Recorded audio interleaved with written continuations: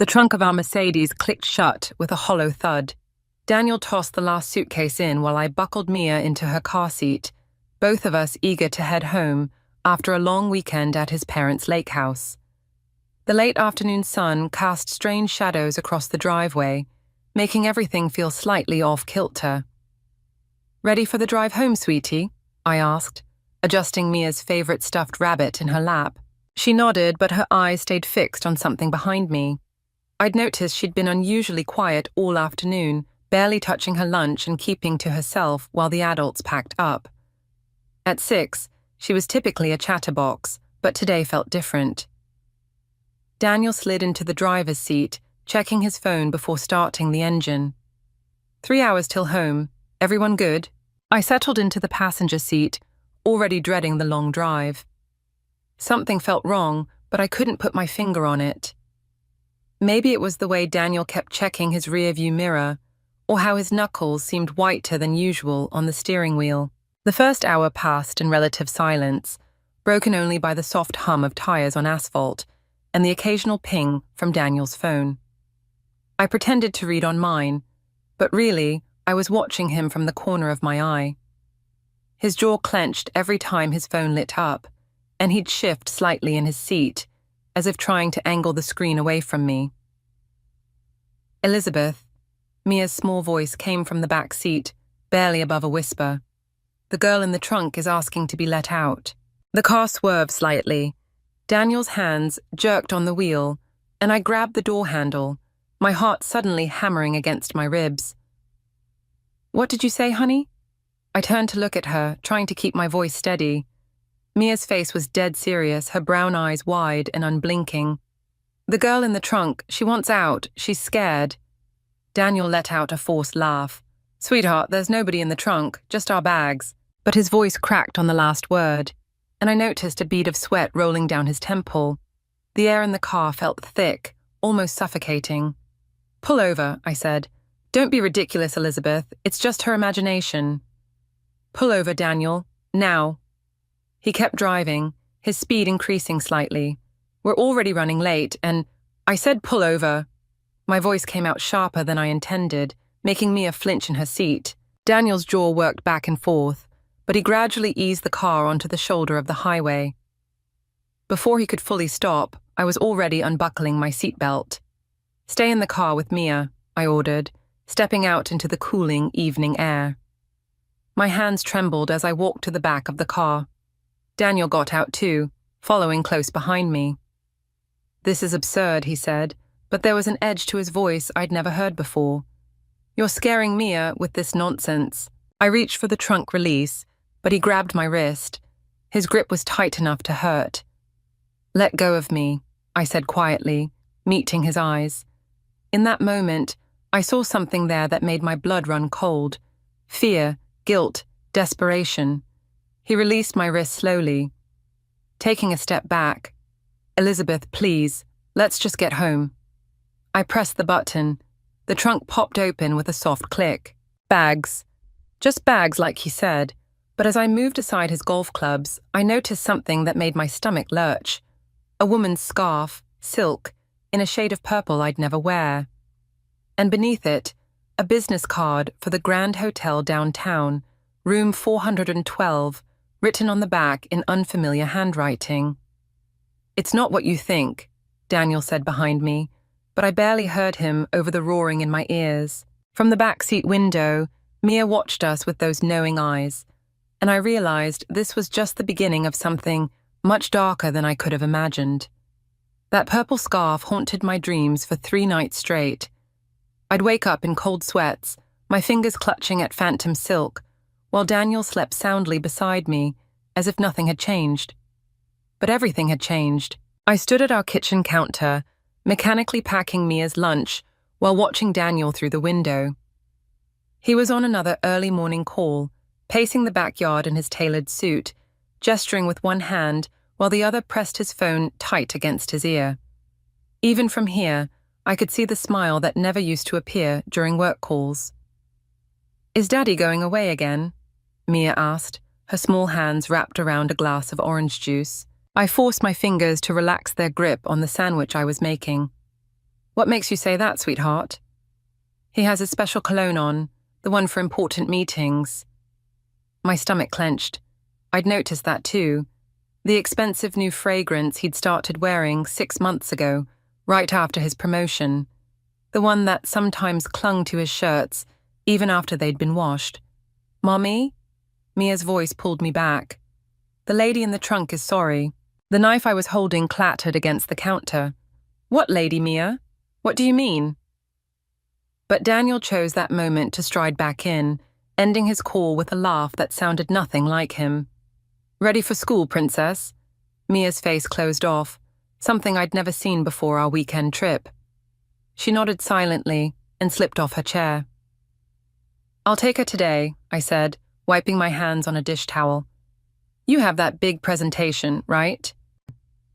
Daniel's smile flickered. Actually, I moved that to next week, heading to the downtown office for some meetings instead. Room 412 flashed through my mind. Downtown? Which clients? Just internal stuff. Budget reviews, nothing exciting. He kissed my cheek, but his lips barely grazed my skin. Don't wait up tonight. Dinner with the team. As he headed for the door, I noticed his overnight bag by the coat rack. The same one from our weekend trip, still unpacked. Daniel? He paused, hand on the doorknob. You forgot to unpack from the weekend. Want me to do it? His shoulders tensed almost imperceptibly. No need. I'll handle it later. After he left, I waited exactly 17 minutes before approaching the bag. My hands trembled as I unzipped it, but instead of evidence, I found nothing but his usual weekend clothes, neatly folded. Too neatly. Daniel had never folded anything in his life. My phone buzzed. A text from Rachel. Coffee, you've been MIA since the weekend. 20 minutes later, I sat across from my best friend at our usual cafe, watching her face as I recounted everything. Mia's strange comments, the scarf, the hotel card, Daniel's behavior. Jesus, Elizabeth. Rachel set down her cup. Have you checked his phone? Credit card statements? Not yet. I'm afraid of what I'll find. Or afraid you won't find anything and you'll feel crazy. She leaned forward. Listen, I've known you both for 15 years. Daniel's changed since that promotion. The late nights, the new clothes, the sudden business trips, the perfume, I added quietly. Rachel's eyebrows shot up. What perfume? Sometimes, when he hugs me goodbye, there's this faint scent. Floral, expensive, not mine. Sophie, Rachel said, then immediately pressed her lips together. My blood ran cold. What did you say? Nothing, Rachel. She sighed, reaching across the table to grab my hand. Sophie Turner. She's the new VP of marketing at Daniel's company. They've been working closely on some big campaign. How do you know this? Tom mentioned it at dinner last week. Said Daniel and Sophie have been pulling all-nighters at the office, really impressing the board with their dedication. I pulled my hand away, feeling sick. All-nighters. Elizabeth, maybe it's not. She's 30, I cut in. Young, ambitious, probably beautiful. You don't know anything for sure. But I did know. I knew it in the way Mia looked at her father now, in the careful distance Daniel kept between us, in the purple silk that felt like a noose around my throat. I need to go, I said, standing abruptly. Mia's school lets out early today. Rachel grabbed my arm. Don't do anything rash. I smiled, and something in my expression made her let go. I won't.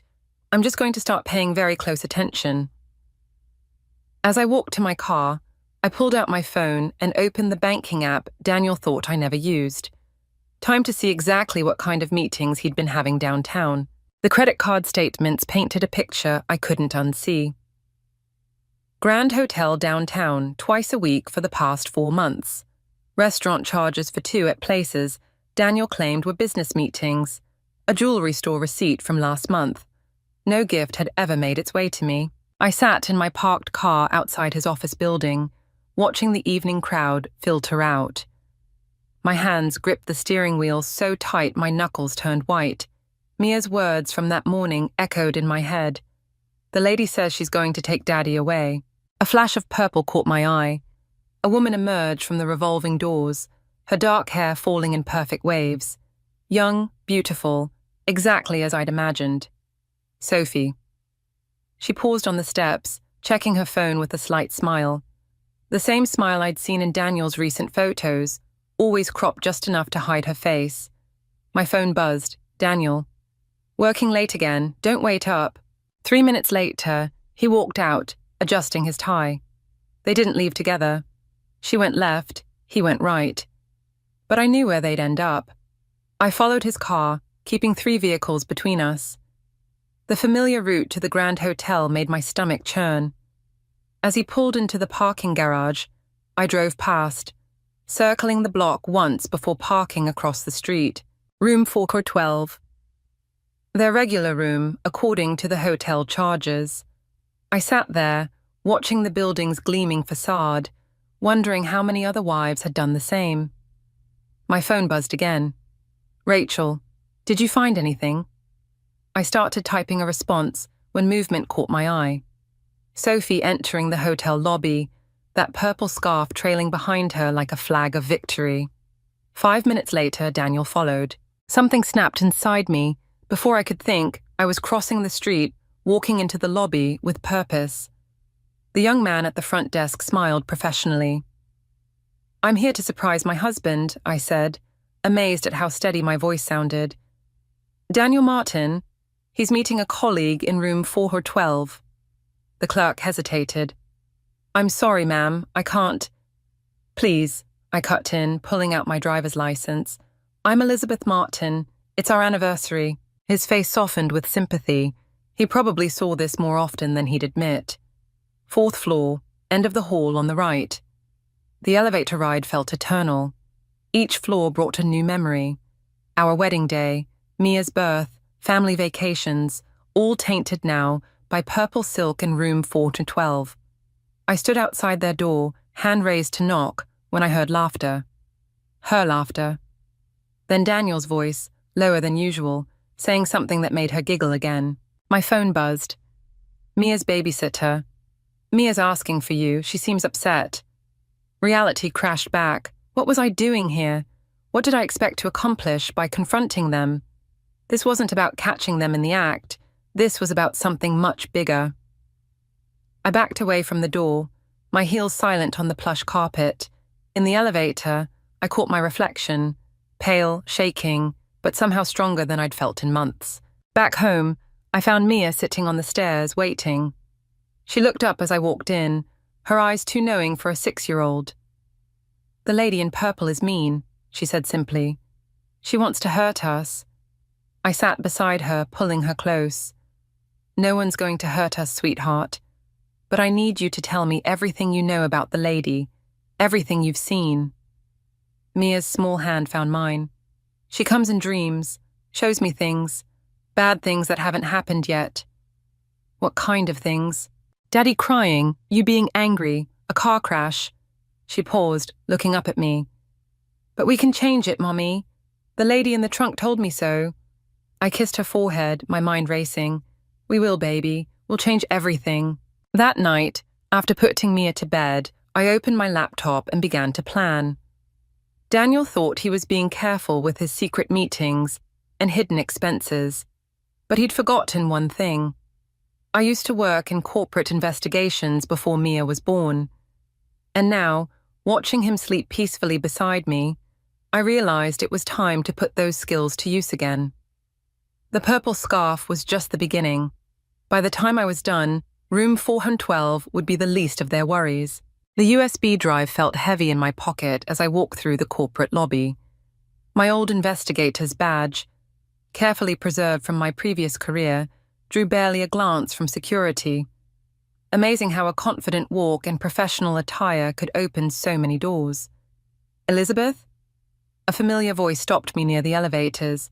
Rachel stood there, clutching a portfolio, her face pale. What are you doing here? Surprising Daniel for lunch, I lied smoothly. You look like you've seen a ghost. She glanced around nervously. We need to talk, not here. 10 minutes later, we sat in her car in the underground parking garage. Rachel's hands trembled as she pulled out a folder. I wasn't sure whether to tell you, she started, but after what you shared about Sophie, she handed me the folder. Tom's firm handles the company's legal affairs. These documents weren't supposed to leave the office. Inside were transfer papers. Daniel's signature appeared multiple times, moving substantial sums to offshore accounts. Sophie's name was there too, listed as a co-beneficiary. There's more, Rachel whispered. They're planning to leave the country, next month. Together. My chest tightened. Mia's words about the car crash flashed through my mind. Elizabeth? Rachel touched my arm. What are you going to do? I slipped the folder into my bag. Nothing yet. I need to get upstairs. To do what? What I came here for. I pulled out my old badge. Sometimes you need to fight fire with fire. The executive floor was quiet when I reached it. Daniel's office door stood slightly ajar, his voice drifting out as he conducted a video call. I slipped past, heading for Sophie's office at the end of the hall. Her computer password took 3 attempts. Her birth date, according to the HR files I'd accessed earlier. Amateur. Within minutes, I'd plugged in the USB drive, downloading everything. Emails, financial records, private photos. A shadow fell across the desk. Can I help you? Sophie's voice was exactly as I'd imagined, smooth, confident, young. I turned slowly, smiling professionally. Just IT support, routine security update. She stepped closer, her purple blazer immaculate. Funny, I don't remember requesting any updates. Your husband did, I said quietly, watching her face. Daniel Martin? Or did you think I wouldn't find out? The color drained from her face. I don't know what I'm talking about. I stood, pocketing the USB drive. The Grand Hotel might disagree. Room 412 has quite a view, doesn't it? Her composure cracked. Listen, I can explain. To who? The board, the SEC. I have enough evidence of financial fraud to bury both of you. You're bluffing. I pulled out my phone, playing a recording, Daniel's voice discussing their escape plans, captured by the bug I'd planted in his car last week. My daughter, I said softly, keeps having visions of a car crash. Funny how children sometimes know things before they happen. Sophie's hand trembled as she reached for her desk phone. I wouldn't, I warned, unless you want these files sent to every board member right now. 1 click. I held up my phone. Your choice. The phone clattered back into its cradle. Smart girl. I moved toward the door. Oh, and Sophie, purple isn't your color. Back in my car, my hands finally started shaking. Rachel's text lit up my phone. Daniel's looking for you, says it's urgent. Another message popped up, from our babysitter. Mia won't stop crying, keeps saying something bad is coming. I started the engine, my mind racing. The evidence I'd gathered would destroy them both professionally. But Mia's warnings about the crash haunted me. Was I pushing too far, or not far enough? My phone rang. Daniel. I let it go to voicemail, then played his message. Elizabeth, we need to talk. I know you were in the building today. Whatever you think you know, please just come home. We can fix this. Fix this, as if our marriage was just another business deal he could negotiate. I pulled out of the parking garage into the rain, heading for Mia's school.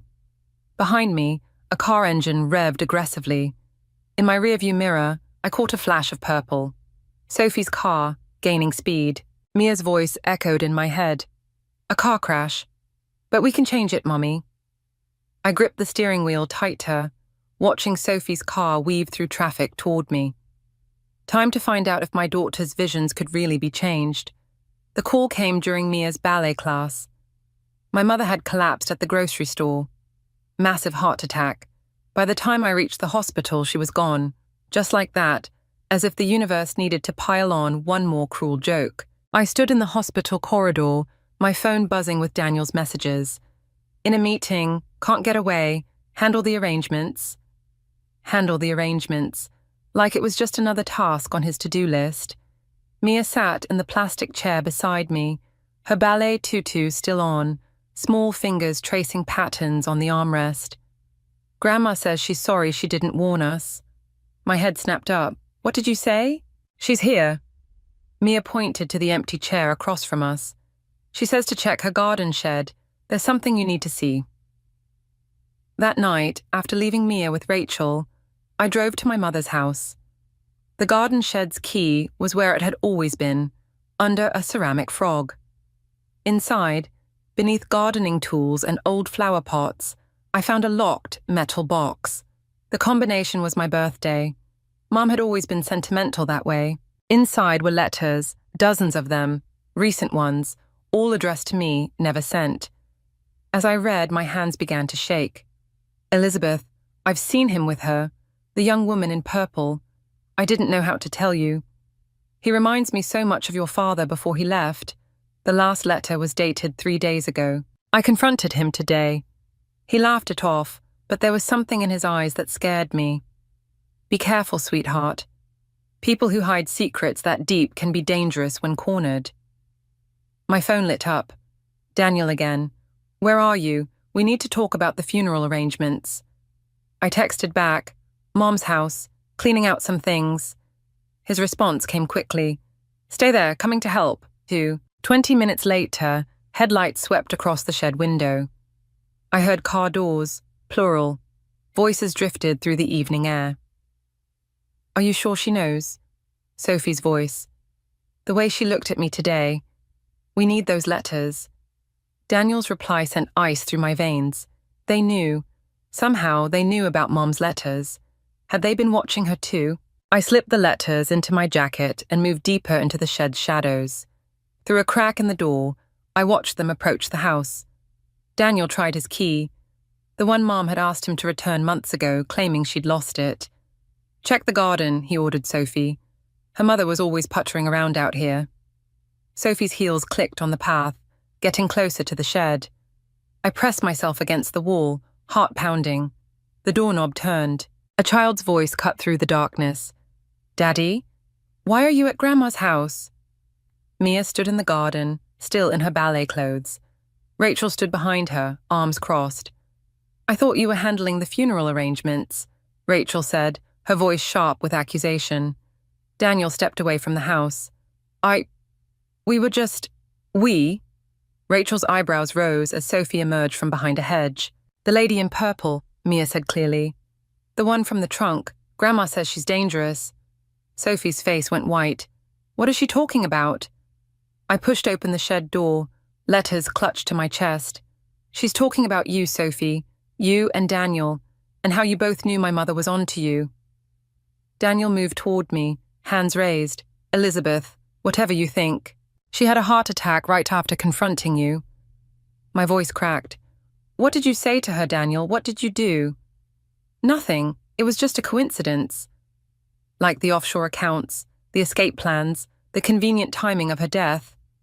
Sophie backed away, her purple blazer luminous in the gathering dark.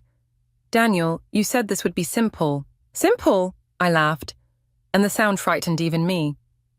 Was that before or after you decided my mother needed to be silenced? Mia tugged at Rachel's hand. The lady in the trunk is crying now. She says she's sorry. Stop saying that. Sophie's composure shattered. There was never anyone in any trunk. But Mia just stared at her, those knowing eyes seeing right through to whatever truth lay buried beneath Sophie's perfect facade. I pulled out my phone, finger hovering over a number. The police would be very interested in these letters, and the financial records, and maybe a toxicology report on my mother. Daniel lunged for the phone. In the chaos that followed, I heard Mia scream, not in fear but in warning, and suddenly I understood what she'd been trying to tell me all along. This wasn't about revenge anymore. This was about survival. The toxicology report arrived 3 days after Mom's funeral. Daniel hadn't bothered to attend, claimed he was stuck in meetings. Sophie had sent flowers, though, purple orchids. The irony wasn't lost on me. Traces of digitalis, the medical examiner said over the phone. Foxglove, common garden plant, but lethal in the right dose. Could be accidental. But we both knew it wasn't. Mom's garden didn't have foxglove, never had. I sat in my car outside the Grand Hotel, watching the entrance through a haze of exhaustion. 3 nights of surveillance had revealed their pattern, every Tuesday and Thursday, like clockwork. Room 412. My phone buzzed. Rachel. Police called. They're closing the investigation, natural causes. Of course they were. Daniel's company had half the city's officials in their pocket. Another message popped up from the babysitter. Mia's fever's getting worse. Should I take her to the hospital? My hand trembled on the steering wheel. Mia had been sick since the confrontation at Mom's house. The doctors couldn't explain it, but she kept talking about the lady in the trunk, now more than ever. Sophie's car pulled into the parking garage. 10 minutes later, Daniel's followed. Like a well-rehearsed dance. I pulled out the USB drive containing everything. The financial records, Mom's letters, the toxicology report, surveillance photos. One email to the board of directors would destroy them both. My finger hovered over the send button when a tap on my window made me jump. Mrs. Martin? A man in a suit stood there, badge visible. Detective Collins? Mind stepping out of the car? 2 more officers approached from behind. A setup. Elizabeth Martin, you're under investigation for corporate espionage and cyberstalking. We have a warrant to search your vehicle. Let me guess, I said, stepping out. Daniel's lawyers called? The detective's face remained impassive. We received evidence of unauthorized access to private corporate files and concerning behavior following your mother's death. They found the surveillance equipment in my trunk, the photos, the USB drive. Everything I'd gathered over weeks of careful planning, gone in minutes. Your daughter's quite imaginative, Detective Collins said, examining my phone. All these notes about someone in trunks. Your husband's concerned about her mental state, and yours. He killed my mother, I whispered. Your mother died of natural causes, Mrs. Martin. The medical examiner confirmed it. He paused. Though your recent internet searches about digitalists are interesting. My blood ran cold. They'd twisted everything around, made me look like the unstable one, the threat. My phone rang. The babysitter again. Mia's asking for you. She's crying about the lady in purple hurting someone else. I need to go, I said. My daughter's sick. Of course. Detective Collins smiled without warmth. But first, we'll need you to come down to the station, just to clear a few things up. 3 hours of questioning later, they released me with a warning and a temporary restraining order. I couldn't go near Daniel, Sophie, or their officers. Any evidence I had was now part of an ongoing investigation. I rushed to Rachel's house, where she'd taken Mia after the babysitter called. She's sleeping, Rachel whispered, leading me to the guest room. But Elizabeth, there's something else. She handed me her tablet. On the screen was an article from 6 years ago. Young woman's disappearance remains unsolved. The photo showed a girl in her 20s, another of Daniel's employees, another affair exposed. She vanished after threatening to go public, Rachel said quietly. They found her car at a train station. Case went cold. The girl in the trunk, I breathed. Elizabeth. Rachel gripped my arm. What if Mia isn't just imagining things? What if she's trying to warn us? In the guest room, Mia stirred in her fever sleep. Mommy, she murmured, the lady says we're running out of time.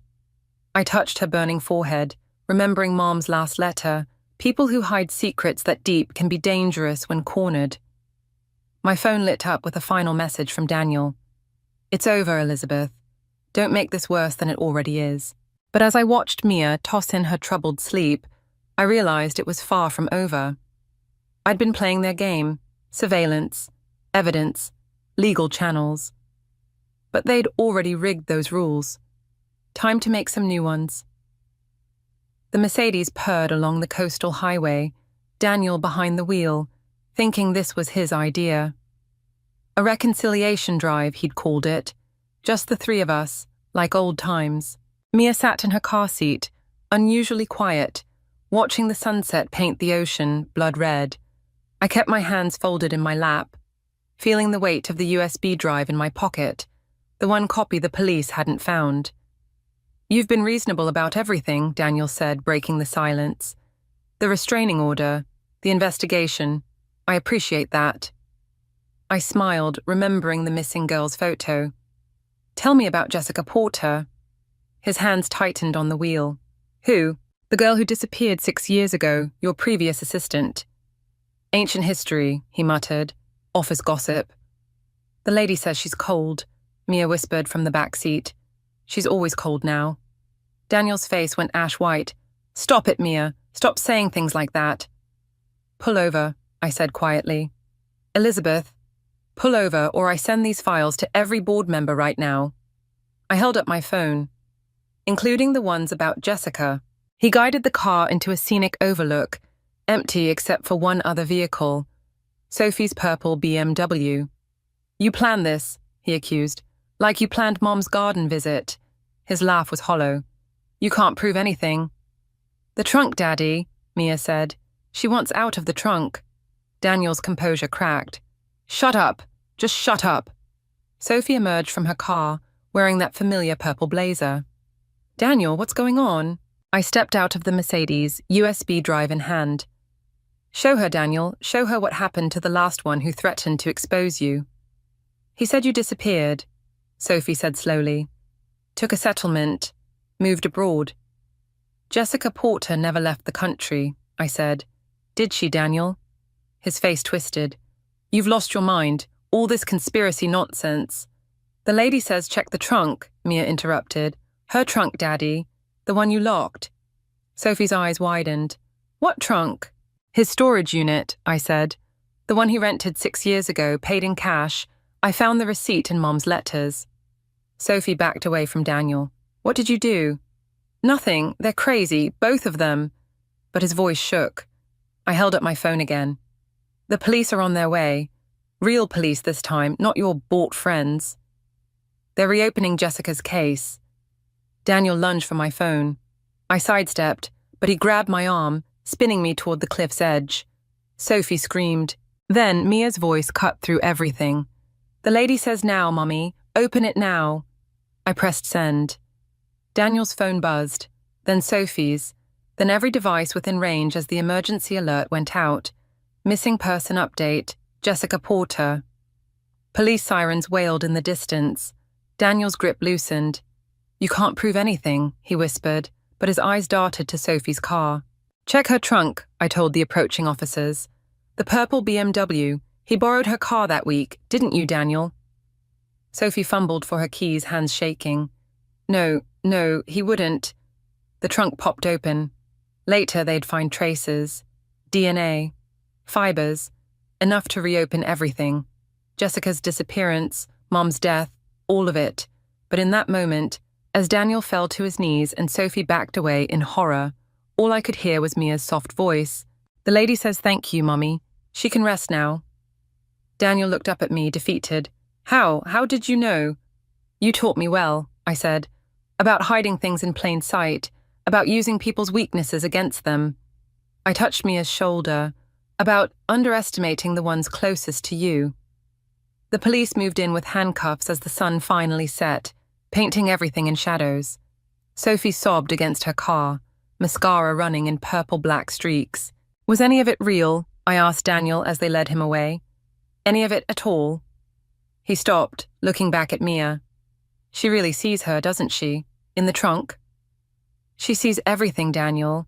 Everything you tried to hide. As the police cars pulled away, Mia took my hand. The lady's smiling now, Mommy. She's not cold anymore. I squeezed her hand, watching the Mercedes gleam in the twilight. Some trunks, once opened, can never be closed again. But maybe that's how the truth finally gets free. The courtroom emptied slowly after Daniel's sentencing. Life without parole. Justice served in clean, measured words that couldn't begin to capture what he'd done to Jessica Porter, to my mother, to all of us. Sophie had taken a plea deal, trading testimony for immunity. Last I heard, she'd moved across the country, leaving her purple blazers and corporate ambitions behind. I lingered in the wooden pew-like benches, watching Daniel's parents hurry out, unable to meet my eyes. The evidence had been overwhelming. DNA, financial records, witness testimony. But it was Mia's words that had cracked him on the stand. "The lady in the trunk forgives you, Daddy." He'd broken down then, confessing everything.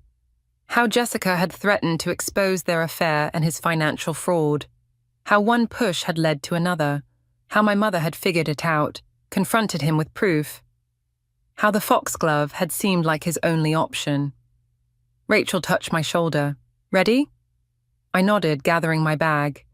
As we walked out into the autumn sunshine, she hesitated. "There's something you should know," she said. "About Mia's abilities." "I know," I replied. "About Mom." Rachel's eyes widened. "How?" "Found her diary last week. She had them too. The visions, the warnings. That's how she knew about Jessica, about Daniel." I smiled faintly. "Guess it runs in the family." "Elizabeth." Rachel gripped my arm. "The police found something else in Sophie's trunk. Recent." My blood ran cold. "What?" "A purple scarf, and digitalis, the same kind that killed Mom." The pieces clicked into place. Sophie wasn't just covering for Daniel. She was learning from him. At home, Mia sat at her little desk drawing. Pictures of women in purple, of trunks and gardens, of secrets finally seeing daylight. "The ladies are quiet now," she said without looking up, "but they say there are others. Other trunks. Other secrets." I picked up one of her drawings. A detailed sketch of a car trunk, a purple scarf, a garden full of foxglove. Evidence that had been there all along, if only we'd known how to see it. My phone buzzed. A text from Detective Collins. "Found 3 more cases, similar pattern, different cities. Want to consult?" I looked at Mia, still drawing her truths in crayon and colored pencil. "What do you think, sweetheart? Should we help other ladies in trunks?" She nodded, adding a final touch to her artwork, a key drawn in purple, unlocking something dark. That night, I sat in Mom's garden where it had all started. The foxglove was gone now, replaced with roses, red ones, Mia's choice. The garden shed stood empty, its secrets already told. Rachel joined me, 2 glasses of wine in hand. "You know, most people would move away, start fresh. Most people don't have what we have. A gift or a curse." I thought about Daniel in his prison cell, about Sophie somewhere out there, about all the other trunks still waiting to be opened. "Both," I said finally. "Mom knew it. That's why she kept watching, kept digging. Some secrets need to stay buried. Others need someone to let them out," Rachel finished. Inside, Mia's nightlight cast shadows on her bedroom wall, shapes that might have been women dancing, or keys turning, or truth finally breaking free. I touched the scar on my wrist where Daniel had grabbed me that last day on the cliff. It was fading now, like his hold on our lives. But some marks remain, reminding us of what we've survived, what we've learned, what we've become. My phone buzzed again. Another case, another city, another trunk waiting to be opened. I thought of Jessica Porter, finally laid to rest. Of Mom, watching over us through Mia's eyes. Of all the others still waiting for someone to hear their whispers. "The lady says we're ready," Mia called from her room, her voice carrying that familiar certainty. I smiled, picking up my old investigator's badge from the garden table. Sometimes the best revenge isn't about destroying your enemies. Sometimes it's about becoming exactly what they feared you'd be. The one who sees their secrets, who hears the whispers, who opens the trunks they thought would stay locked forever. "Yes," I said, watching the roses sway in the evening breeze. "We're ready."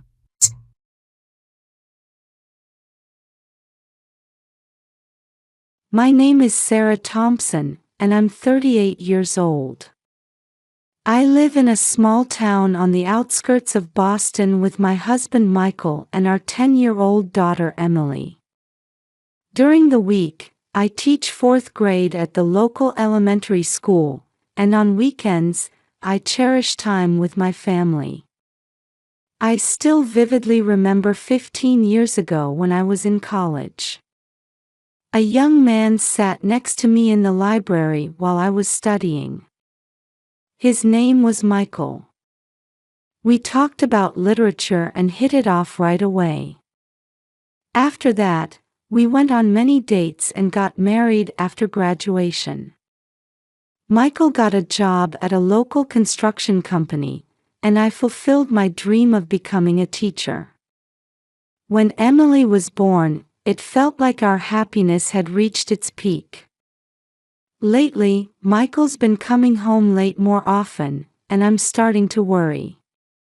But he just says, "I'm busy with work."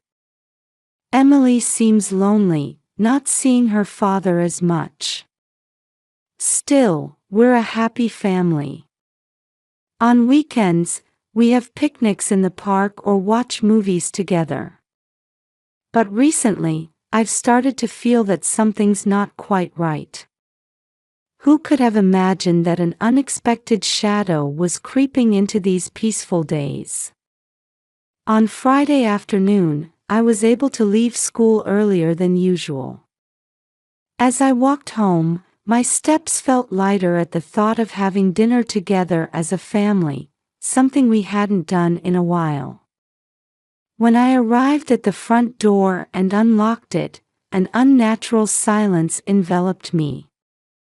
Usually, I'd hear the TV or Emily's laughter. "Michael? Emily?" I called out as I headed to the living room. What I saw there took my breath away. Michael and Emily were lying on the floor. "Michael! Emily!" I screamed as I rushed to them. Michael was breathing with difficulty, and Emily seemed to be having a seizure. I was on the verge of panic but took a deep breath and told myself to stay calm. I immediately called 911 and requested an ambulance. Following the operator's instructions, I checked on them. Neither was conscious, but they were barely breathing. "It's okay, Emily. Daddy's okay too. Mommy's here." I held my daughter's hand and whispered with a shaky voice. A few minutes later, I heard sirens. The paramedics arrived and quickly loaded them onto stretchers. I was allowed to ride in the ambulance. When we arrived at the hospital, Michael and Emily were immediately taken to the treatment room. I waited in the waiting room, feeling overwhelmed by anxiety and fear. Why did this happen to them? If only I had come home earlier. Such thoughts raced through my mind. After about an hour, a doctor finally appeared. "Mrs. Thompson." "Yes, that's me." "How are they?" I stood up, desperately trying to read the doctor's expression. "They're both out of immediate danger." However, the doctor paused for a moment and looked straight into my eyes. "They're showing symptoms of acute poisoning." "Did they eat or drink anything unusual?" "Poisoning? No, that's impossible." I was confused and at a loss for words. When I said goodbye to them this morning, everything seemed fine. "Mrs. Thompson, we've also contacted the police. Sometimes, symptoms like these." As the doctor's words trailed off, a terrible thought crossed my mind. Could someone have intentionally? No, that's impossible. I couldn't help but cry out. The doctor looked at me sympathetically and said quietly, "Please talk to the police when they arrive. We'll do our best to treat them." With that, the doctor left. I collapsed into a chair and covered my face with my hands. I couldn't understand what was happening. I desperately tried to recall the events of the morning. Michael left for work early, I saw Emily off to school, and then I went to work. It should have been a normal morning. But why were they showing symptoms of poisoning? And the police? My heart felt like it was being crushed by anxiety and fear. But I had to be strong for Michael and Emily. I took a deep breath and tried to regain my composure bit by bit. Tomorrow will surely be tough. But for the sake of my family, I'll overcome anything. After spending the night at the hospital, I was finally able to return home as the sun was rising. Michael and Emily's conditions were stable, but they still hadn't regained consciousness. As I opened the front door with my exhausted body, 2 police officers were standing there. "Are you Mrs. Sarah Thompson?" the tall male officer asked. "Yes, I am," I answered, confused. "We'd like to ask you a few questions about yesterday's incident," the female officer said. I invited them into the house. As we sat in the living room, the male officer began to speak. "Could you tell us in detail about yesterday's events?" I explained as accurately as possible everything from yesterday morning until I returned home. The officers listened intently, occasionally taking notes. "Mrs. Thompson, have you had any disputes with your husband or daughter?" the female officer suddenly asked. "Huh? No, nothing like that," I answered, surprised. "You see, the symptoms of your husband and daughter suggest the possibility of intentional poisoning," the male officer said quietly. At those words, my heart began to race. "Are you suspecting me?" The officers looked at each other, and the male officer carefully chose his words. "At this point, we can't rule out any possibilities.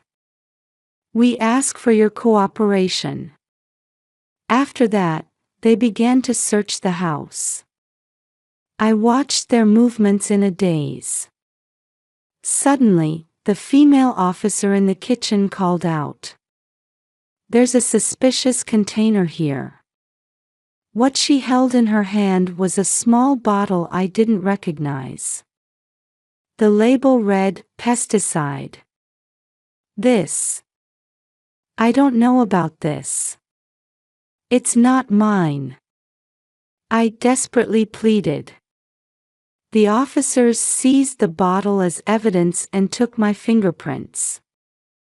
"We'll need you to wait at the station until we get the results of the comparison." Feeling dejected, I was taken to the police station. As I spent a long time in the interrogation room, various thoughts crossed my mind. Why is this happening? There's no way I would hurt my family. But that bottle. And Michael's recent behavior. The interrogator came in and sat down with a stern expression. "Mrs. Thompson, your fingerprints were found on the bottle." At those words, I felt my world crumbling. "That's impossible. I didn't touch it." "Then why were your fingerprints on it?" The interrogator's eyes pierced through me. "I don't know. I really don't know," I answered, fighting back tears. The questioning continued, but all I could do was plead my innocence. Just as fatigue and confusion were making my head fuzzy, the interrogator left the room for a moment. Alone in the room, I thought deeply. The only way out of this situation is to uncover the truth myself. But how? At that moment, a possibility crossed my mind. Could it be? Just as I had that thought, the interrogator came back into the room. Mrs. Thompson, your bail has been granted. However, as the investigation is ongoing, please don't leave town for the time being. I left the station with mixed feelings. I must take action to uncover the truth and protect my family. As I left the police station, I was organizing my next steps in my head. To reveal the truth, I had to find evidence with my own hands. Just as I made that decision, my cell phone rang. Looking at the screen, I saw it was from my sister, Lisa. Sarah. I heard what happened. I'm on my way there now. Lisa's voice was filled with worry. Our relationship as sisters was complicated, and we hadn't been in touch much for the past few years. Memories of past conflicts resurfaced. 10 years ago, when our parents' company was on the brink of bankruptcy, Lisa embezzled company funds for her own future. I tried to stop her, but Lisa wouldn't listen. In the end, the company went bankrupt, and our parents lost everything. Since then, our relationship had remained strained. Lisa, you don't need to come. I can handle this on my own. No, Sarah. You can't do this alone. There must be something I can do. Lisa's strong tone made me lose the will to argue. All right. But I'm going to the hospital first. At the hospital, the doctor informed me that there was no significant change in Michael and Emily's conditions. As I looked at their faces in the hospital room, I couldn't stop my tears. I vowed in my heart to prove my innocence and get my family back. As I left the hospital, Lisa was waiting. Sarah, is what the police are saying true? I took a deep breath and answered. No. I would never hurt my family. Lisa nodded silently. I understand. Let's think about what we can do together. We went into a nearby cafe and started to sort out the situation. First, we needed to find out where the pesticide bottle came from. Sarah, try to remember all your actions. Is there anything you might have overlooked? Lisa asked with a serious look. I desperately traced my memories. Then, I suddenly realized. Come to think of it, I went to the home improvement store last Saturday. But I didn't buy any pesticides. Lisa's eyes lit up. That's it. Maybe someone impersonated you to make the purchase.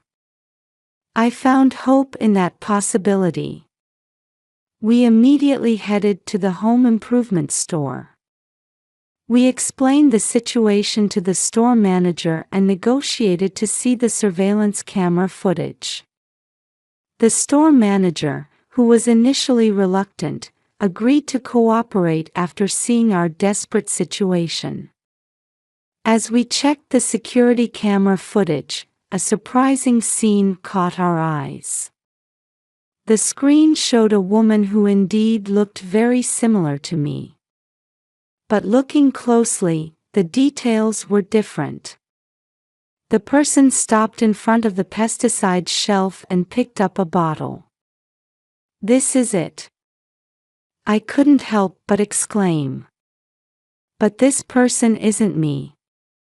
Lisa was also staring intently at the screen. Wait, this person. We looked at each other. The person looked exactly like our cousin Jenny. Could it be Jenny? I looked at Lisa in disbelief. But why would Jenny? Lisa also looked confused. We rushed to the police station and presented this new evidence. The police started a reinvestigation and began to confirm Jenny's identity and whereabouts. A few days later, we received a call from the police. They said Jenny had been arrested. The interrogation revealed shocking facts. Jenny had apparently been jealous of my life for years. A happy family, a stable job, and above all, the trust of our parents. Jenny had plotted to take all of that away. Why would Jenny go that far? I listened to the police officer's explanation while crying. However, mysteries still remain. How did Jenny enter the house and mix in the pesticide? And why were only Michael and Emily affected? The path to the truth is not over yet. But with this glimmer of hope, strength welled up in my heart. I must continue to fight to protect my family and reveal the truth. Lisa put her hand on my shoulder. Sarah, let's get through this together. I won't leave you alone again. My sister's words filled me with warmth. It's time to overcome our past conflicts and join forces as sisters. The journey to uncover the truth continues. But I'm not alone anymore. With the bond of family and a new bond with my sister, I continue to move forward. As the police investigation progressed, Lisa and I continued to pursue the truth on our own. Even after Jenny's arrest, there were still many points that didn't make sense.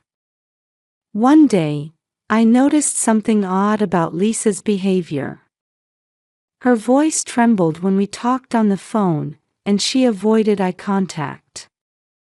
It was clear she was hiding something. Lisa, you know something, don't you? I looked at my sister with a serious gaze. After a long silence, Lisa finally spoke. Sarah. I'm so sorry. And then, a shocking truth was revealed. Jenny's plan was actually devised by Lisa. But why?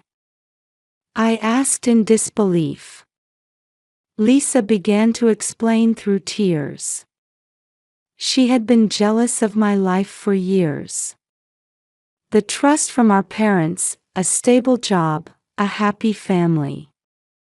Lisa had plotted to take it all away. But in the very end, I lost my courage. So I asked Jenny to do it. I was at a loss for words. My heart, which had believed in the bond between sisters, was shattered into pieces. But an even more shocking fact awaited.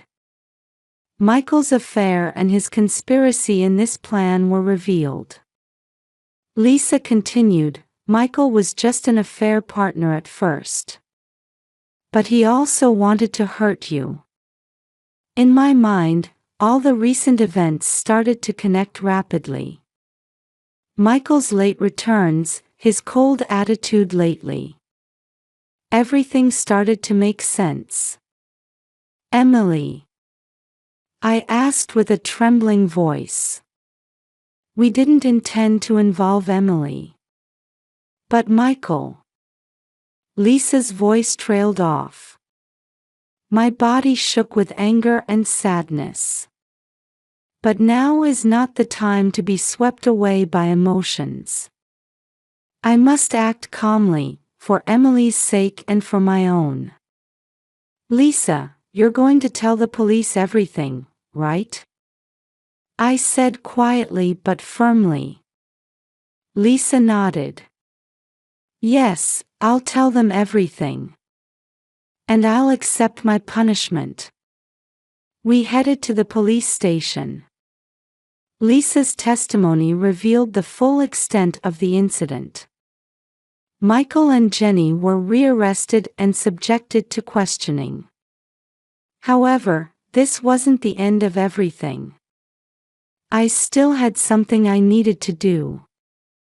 I returned to the hospital and sat beside Emily, who had regained consciousness. "Emily, Mommy's here. Everything's going to be all right now." While holding my daughter's small hand, I made a firm decision. We would overcome this experience and start a new life. A few weeks later, the trial began. I stood on the witness stand and told the whole truth.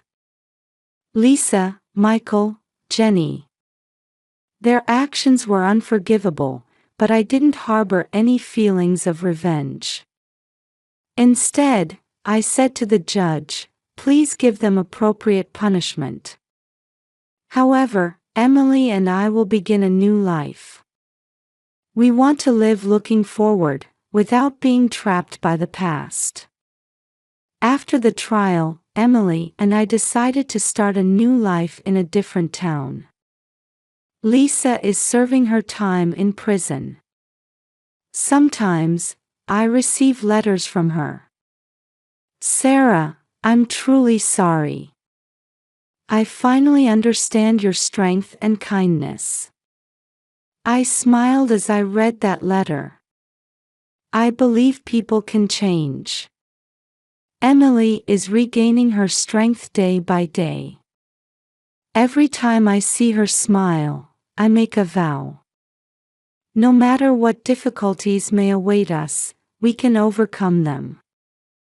As we ate dinner together in our new home, just Emily and me, I thought to myself, this is our new beginning. And this beginning is full of hope. A year has passed since the trial, and Emily and I have gotten used to our new life.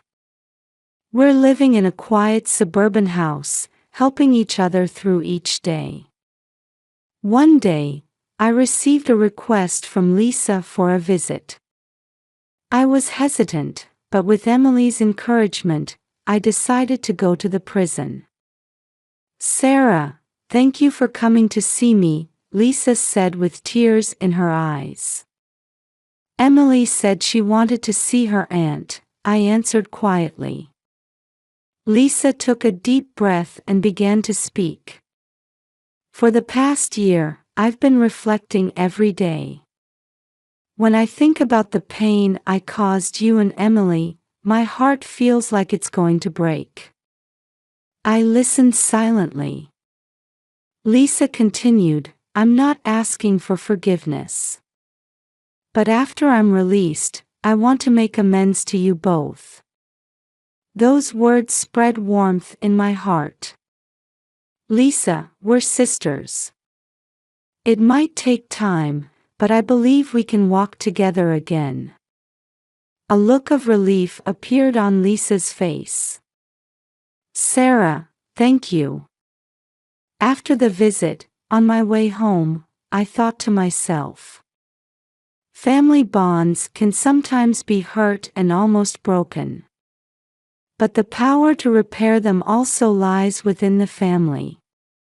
A few months later, I received a letter from Michael. "Sarah, Emily, I'm truly sorry. I deeply realize my own foolishness and weakness. Emily, Daddy can't come back, but I'll always love you." Emily cried as she read the letter. I hugged my daughter and said, "Emily, Daddy made mistakes, but his love for you is real. Let's keep moving forward together." Emily nodded through her tears. At that moment, I felt the bond between us mother and daughter grow even stronger. Over the next few years, our lives gradually but steadily moved in a positive direction. Emily made new friends at school, and I started getting involved in the local community. After her release, Lisa moved close to us. At first, we were both hesitant, but gradually we began to rebuild our relationship as sisters. One weekend, the three of us went on a picnic. Under the blue sky, on the green grass, Emily was running around happily. "Sarah, I never thought a day like this would come," Lisa said softly. "Yes. But this is our new beginning," I answered with a smile. At that moment, Emily came running with a bouquet of flowers in her hand. "Mom, Aunt, these are for you." Lisa and I accepted the flowers from Emily. At that instant, I strongly felt the love flowing between the three of us. "Hey, Lisa," I said to my sister. "Let's keep walking this path together." Lisa nodded with tears in her eyes. "Yes, together. As a family." That evening, when we got home, Emily picked up her father's photo for the first time in a long while. "Mom, have you forgiven Dad?" I thought deeply. It might be difficult to forgive completely. But we shouldn't forget the good things about Dad either. Everyone makes mistakes. What's important is how we live afterwards. Emily nodded quietly. "I want to be strong like you, Mom." Those words brought tears to my eyes. "Emily, you're already strong enough. Let's keep getting stronger together." We hugged, enveloped in warm feelings. A new morning came. The sunlight streaming through the window seemed to herald the beginning of our new life. Overcoming the pain of the past, reaffirming family bonds, and starting to walk towards a new future. I took a deep breath and whispered to myself, "Well, it's the start of a new day. May today be another happy day." Then I headed upstairs to wake Emily. Our new story has just begun. I'm truly looking forward to seeing what wonderful chapters await us.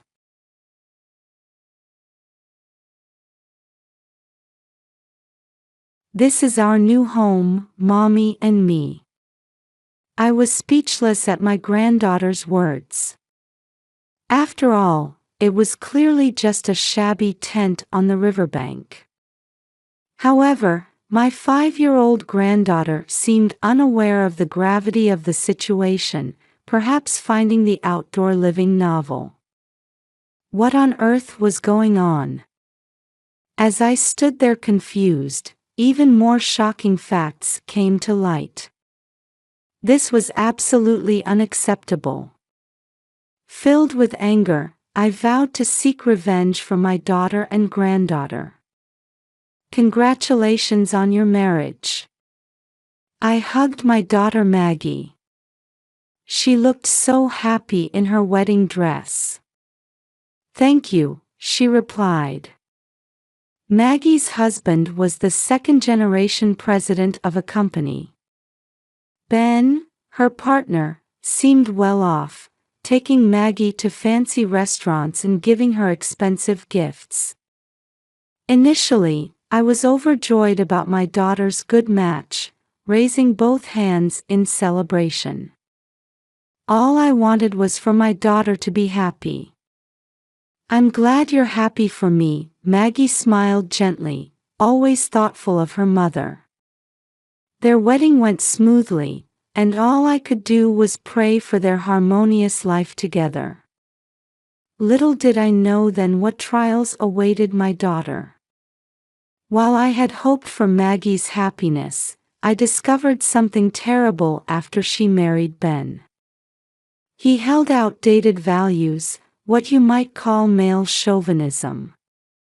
After they got married and my granddaughter Charlotte was born, I went to visit Maggie in Ben's house. "Maggie, coffee."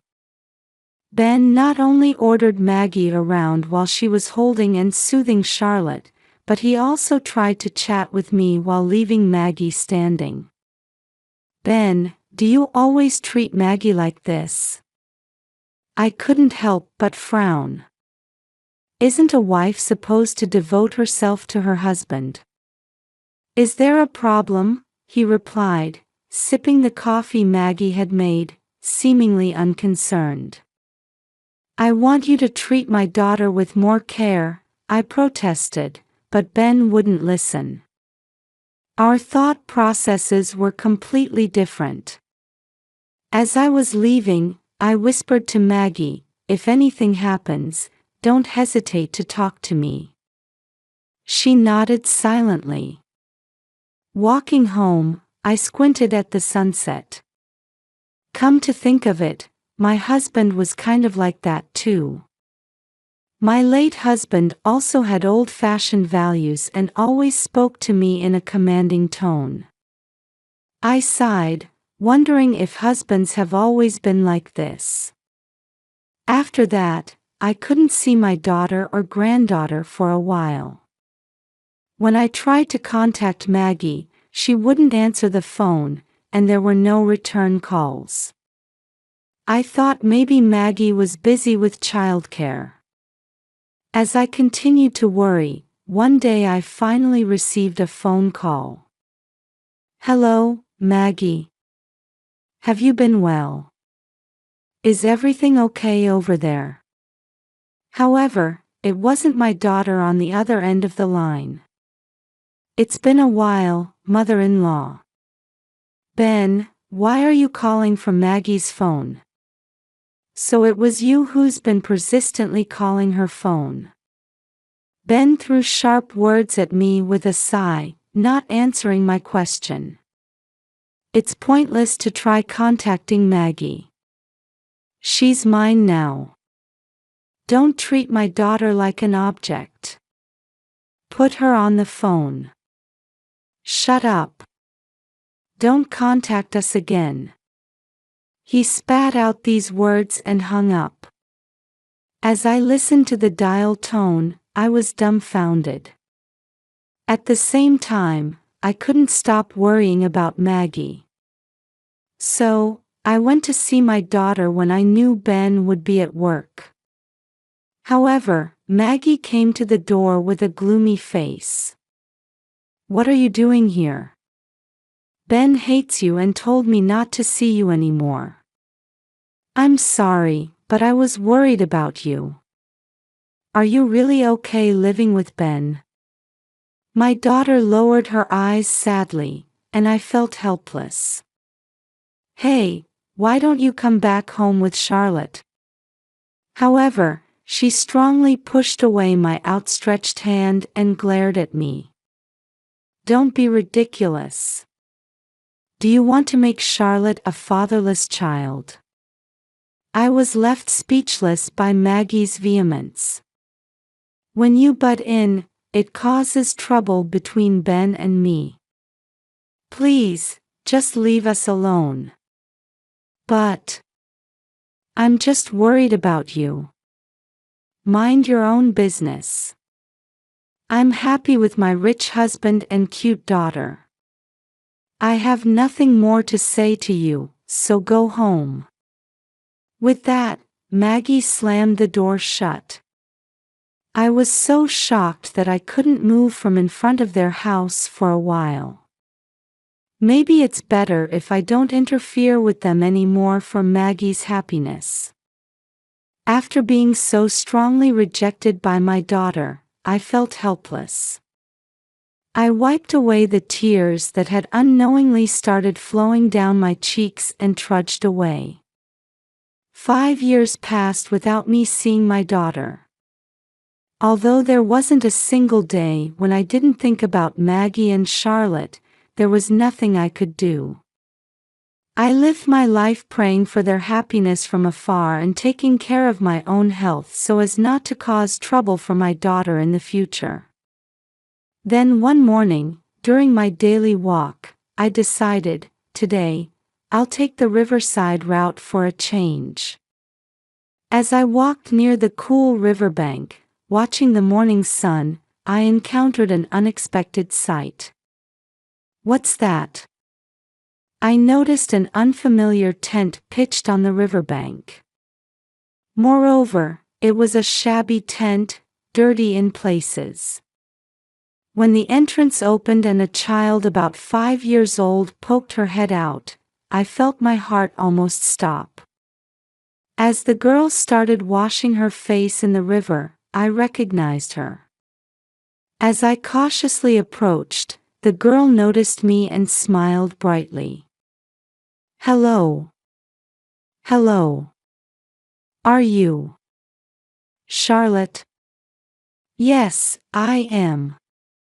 How do you know my name?" "I thought so. I'm your grandmother. The last time I saw Charlotte was right after she was born when I visited Maggie's house." The girl in front of me was the spitting image of Maggie when she was little. However, Charlotte's body was painfully thin and emaciated. "What are you doing in a place like this?" "This is our new home, Mommy and me." Charlotte seemed surprisingly cheerful. Maybe she thought this unusual camping was exciting. "Charlotte, is someone there?" As she said this and opened the tent flap, it was Maggie who poked her head out. She froze when she saw my face. "Mom," she whispered in a trembling voice, then hurriedly grabbed Charlotte's arm and ducked back into the tent. "Maggie, so this is where you've been. What happened?" "It's none of your business, so go away." My daughter kept rejecting me with a strong tone. I didn't understand what was going on, but I knew this wasn't a normal situation. "Don't worry. I'll help you. Everything will be all right, I promise." As I continued to speak gently, eventually I heard sobbing from inside the tent. "Mom, help me." And so, I took my daughter and granddaughter into my protection and brought them back to my house. I prepared a bath and meals for them, and after they had calmed down, I listened to the full story. What I heard shocked me. Ben had enforced male chauvinism at home, treating Maggie almost like a servant. Furthermore, Ben only saw Maggie as a tool for bearing children, and right after Maggie gave birth to Michael, who was to be the heir to his company, he kicked Maggie and Charlotte out of the house. I was speechless, not even knowing about the existence of my grandson Michael. When Charlotte was born, he kept berating me for not being able to have a boy. But then when Michael was born, he said I was no longer needed. Maggie was stroking Charlotte's head as she tearfully recounted. And when they were kicked out of the house, they were threatened, "If you tell your family or ask anyone for help, I'll hurt Michael." That's why they couldn't turn to me for help and had no choice but to start living in a tent. Maggie had told me to go away to protect me. I absolutely cannot forgive this. After learning everything, I couldn't stop crying at the terribly cruel treatment my daughter had endured. It's okay now. I'll take care of everything. As I embraced Maggie and Charlotte, I vowed revenge against Ben. First, we thought about collecting evidence of Ben's wrongdoings. However, Maggie had almost nothing with her when she was kicked out of the house. She had left with just the clothes on her back, almost no money, and had been eating grass growing on the riverbank for meals. "How did you get that tent?" "Actually, I secretly took it from the storage shed at Ben's house." Maggie looked apologetic, but it was understandable given the emergency situation. They had been camping out on the riverbank in that tent for about half a month. According to Maggie, her smartphone had been taken away and was probably still at Ben's house. I had recorded how I was usually treated on my smartphone, but now there's no way to access that evidence. He probably took it away anticipating that. I felt like grinding my teeth at Ben's cunning. The next thing I considered was whether we could take legal action. However, I realized it would be difficult to afford a lawyer. Besides, Ben was a company president with income. It was clear he would use his money to hire a top-notch lawyer. We wondered if there was any other way. After discussing, we decided on a certain method to corner Ben. Not even 3 days had passed when Ben came barging into our house in a rage. From early morning, there was a violent banging on the front door. "Open up. This is your doing, isn't it?" Thinking he might break down the door if this continued, I quietly let Ben into the entryway. However, inside, I was doing a victory pose. Because this was the beginning of our counterattack. "How may I help you?" I acted submissively, pretending to be frightened. "There's no use trying to play dumb. Maggie's here too, isn't she? You broke your promise to me." "What are you talking about? Could you please explain in more detail?" Ben seemed irritated by my act of trembling in fear. "You took pictures of me splurging at a strip club and spread them on social media, didn't you? I don't know how you did it, but the company's account is in flames, and it's become a huge mess." That's terrible. But isn't that what they call reaping what you sow? While pretending to cower before the enraged Ben, I inwardly smirked as I said this. As Ben had said, it was indeed us who had orchestrated this. Ben's company was known for its low employee wages, yet he was out partying at strip clubs almost every night.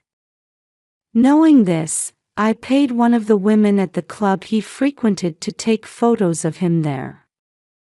Then, I created an account and posted those photos, spreading them across social media.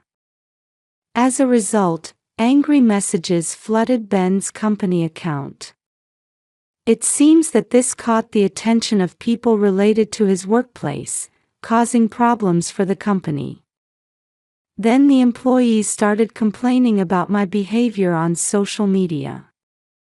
Thanks to that, even our business partners have run away, and it's been terrible. It seems he had lost credibility, lost clients, and the company was on the verge of collapse. "Maggie, you're here, aren't you? Come out. I warned you, but you went crying to this old hag." "Ah, you mean how you threatened that if she told her family or asked anyone for help, you'd hurt Michael?" I stopped my act, straightened my back, and confronted Ben. He seemed to sense something was different about me. "That's not a warning, it's a threat, isn't it?" "Shut up. You stay out of this." Ben yelled and kicked a potted plant. However, the pot, full of heavy soil, didn't fall over, and instead, he hurt his foot, grimacing in pain. Perhaps angered by this, he even tried to kick the shoe cabinet. "You'd better not throw a tantrum. I'm warning you, for your own good. Mind your own business. Just bring Maggie out. This time I'll lock her up so she can never leave the house again." I silently handed him a piece of paper. What's this?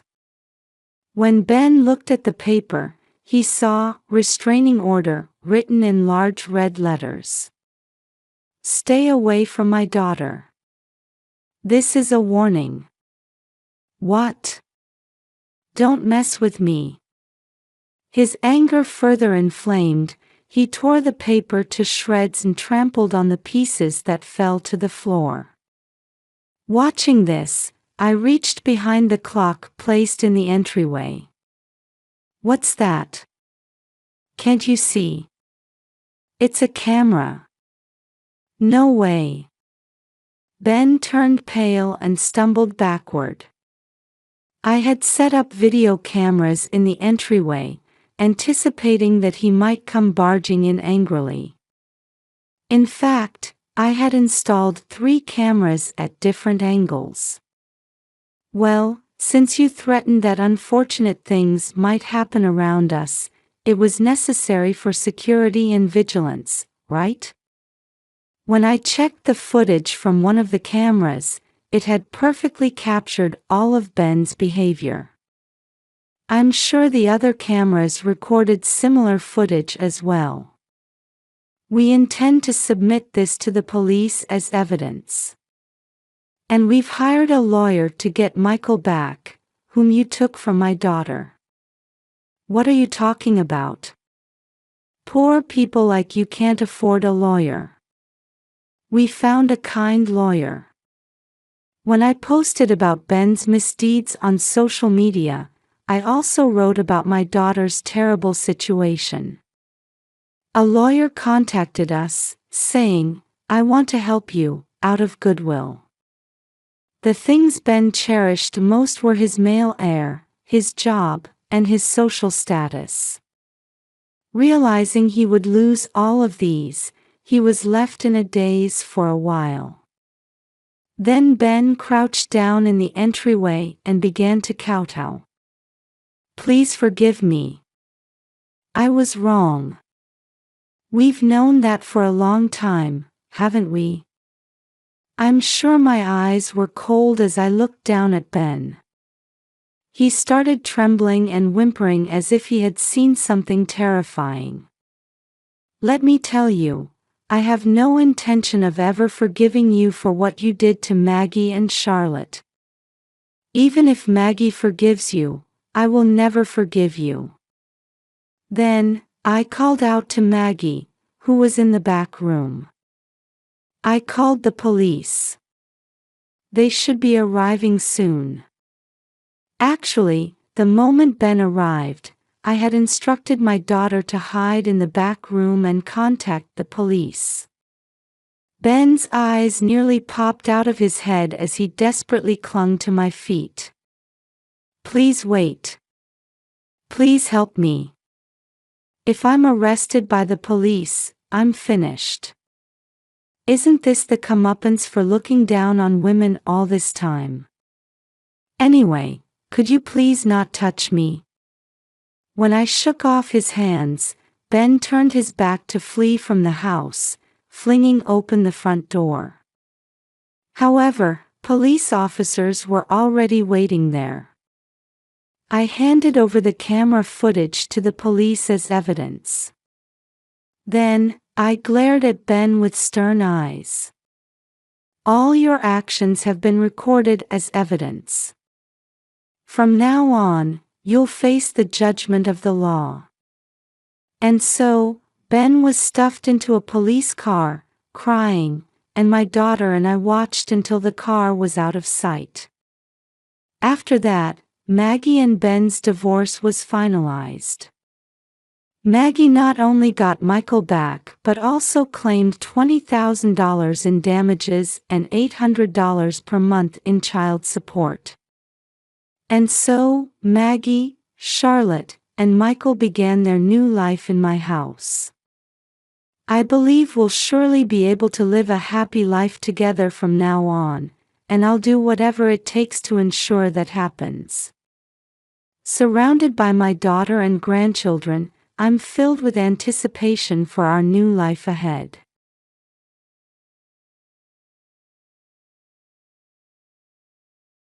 In a quiet suburban neighborhood of Pennsylvania, 62-year-old Judy Harris was enjoying her peaceful retirement days. After a nursing career spanning over 30 years, she now only occasionally volunteers for community health consultations. Her joy in life was her 6-year-old grandson, Tommy. Judy has 2 children. Her older daughter, Sarah, lives far away, but they keep in frequent contact. Her son, Scott, lives nearby and is raising Tommy with his wife, Linda. However, recently, Judy had been feeling a bit uneasy about Scott and Linda's parenting approach. It's important to encourage a child's independence, but those two are taking it a bit too far, Judy had once confided to a friend. Still, she was grateful to be able to watch her grandson grow up close by. The oak leaves swaying in the breeze quietly announced the arrival of autumn. Judy had just returned from a short 3-day trip. The little getaway with her friends who volunteer at the nursing home had been a much-needed refresh for her.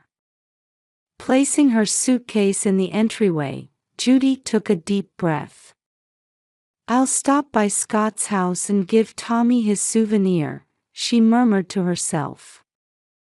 Her love for her grandson transformed her tired expression into a gentle smile. After a 15-minute drive, Judy arrived in front of Scott's house. However, her excitement quickly turned to anxiety. She could see a small figure lying on the doorstep. The oak leaves swaying in the breeze quietly announced the arrival of autumn. 62-year-old Judy Harris had just returned from a short 3-day trip. Her salt and pepper hair was neatly arranged, and her warm blue eyes told of her years of experience as a nurse. Placing her suitcase in the entryway, Judy took a deep breath. "I'll stop by Scott's house and give Tommy his souvenir," she murmured to herself. Her love for her grandson transformed her tired expression into a gentle smile. After a 15-minute drive, Judy arrived in front of Scott's house. However, her excitement quickly turned to anxiety. She could see a small figure lying on the doorstep. Oh no! Judy quickly got out of the car and rushed to the doorstep. There, she found her 6-year-old grandson, Tommy, unconscious. His small body was cold, and his face was pale. "Tommy, are you all right?" Judy quickly assessed Tommy's condition, drawing on her experience as a nurse. Fortunately, she could detect faint breathing and a pulse. She was about to call 911 when Tommy let out a small groan and opened his eyes. "Grandma." Judy's face showed relief at Tommy's faint call. However, her next worry immediately surfaced. "Tommy, I'm so glad. Where are Mom and Dad? Are they inside the house?" Tears welled up in Tommy's eyes. And his next words made Judy's heart nearly stop. "Mom and Dad are under the tomb." Judy caught her breath. Confusion and fear enveloped her heart. The words "under the tomb" echoed ominously in her ears. "What do you mean, Tommy?" But before Tommy could answer, he lost consciousness again. Judy held her grandson close, her mind racing through various possibilities. An accident? A crime? Or just a misunderstanding? The sound of approaching sirens could be heard in the distance. Judy took a deep breath, trying to regain her composure. As she prepared for what was to come, she whispered quietly. "It's okay, Tommy.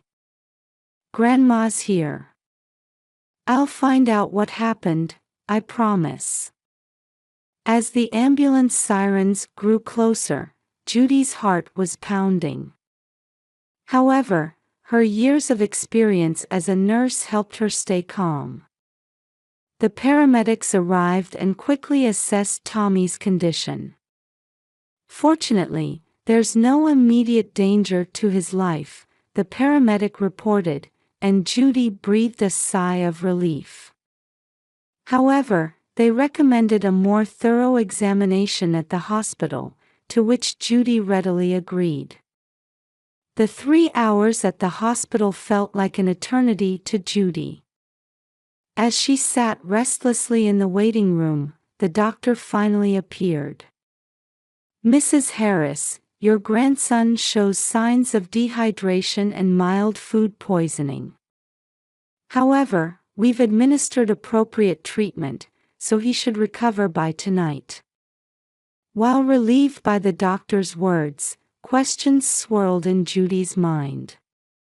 How did Tommy end up in this condition? And where were Scott and Linda? Tommy woke up at dusk. When Judy entered the hospital room, a look of relief spread across his young face. "Grandma."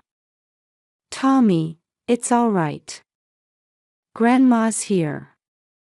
Judy gently held her grandson's hand. "Can you talk a little? Can you tell me about Mom and Dad?" Tommy hesitated for a moment but then began to speak in a small voice. "Mom and Dad went to Egypt. They said they were going to see the pyramids." "Egypt?" Judy couldn't hide her surprise. "When did they go?" Maybe 3 days ago." Tommy looked up at the ceiling, trying to remember. "Dad said they were going under the tomb. But I couldn't go." Judy felt anger at her son and daughter-in-law's irresponsibility, but tried not to let Tommy see it. "I see.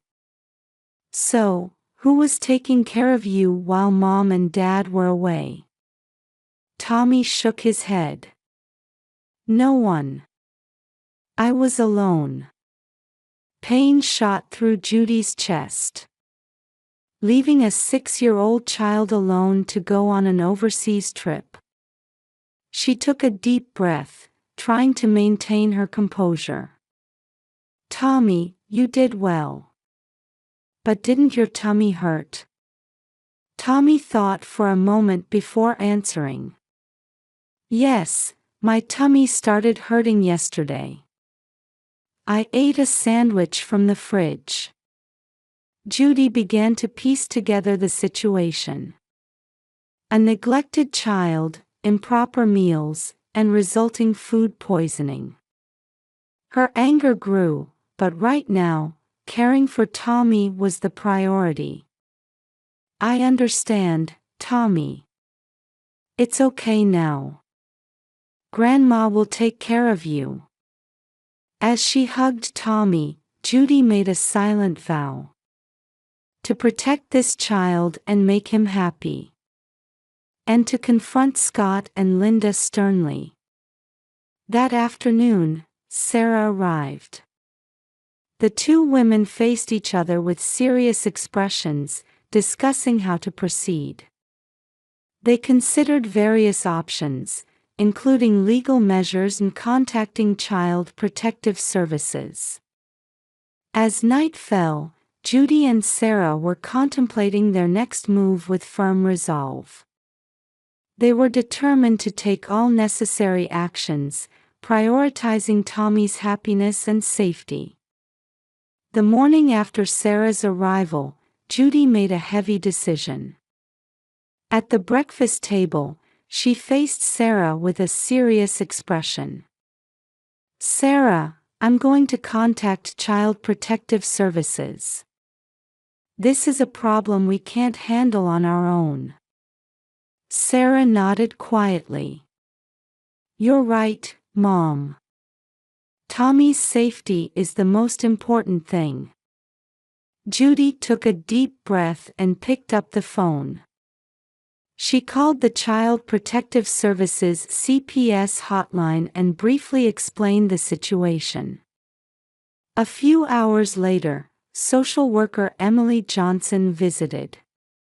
Emily was a woman in her mid-30s, with kind eyes and a calm demeanor.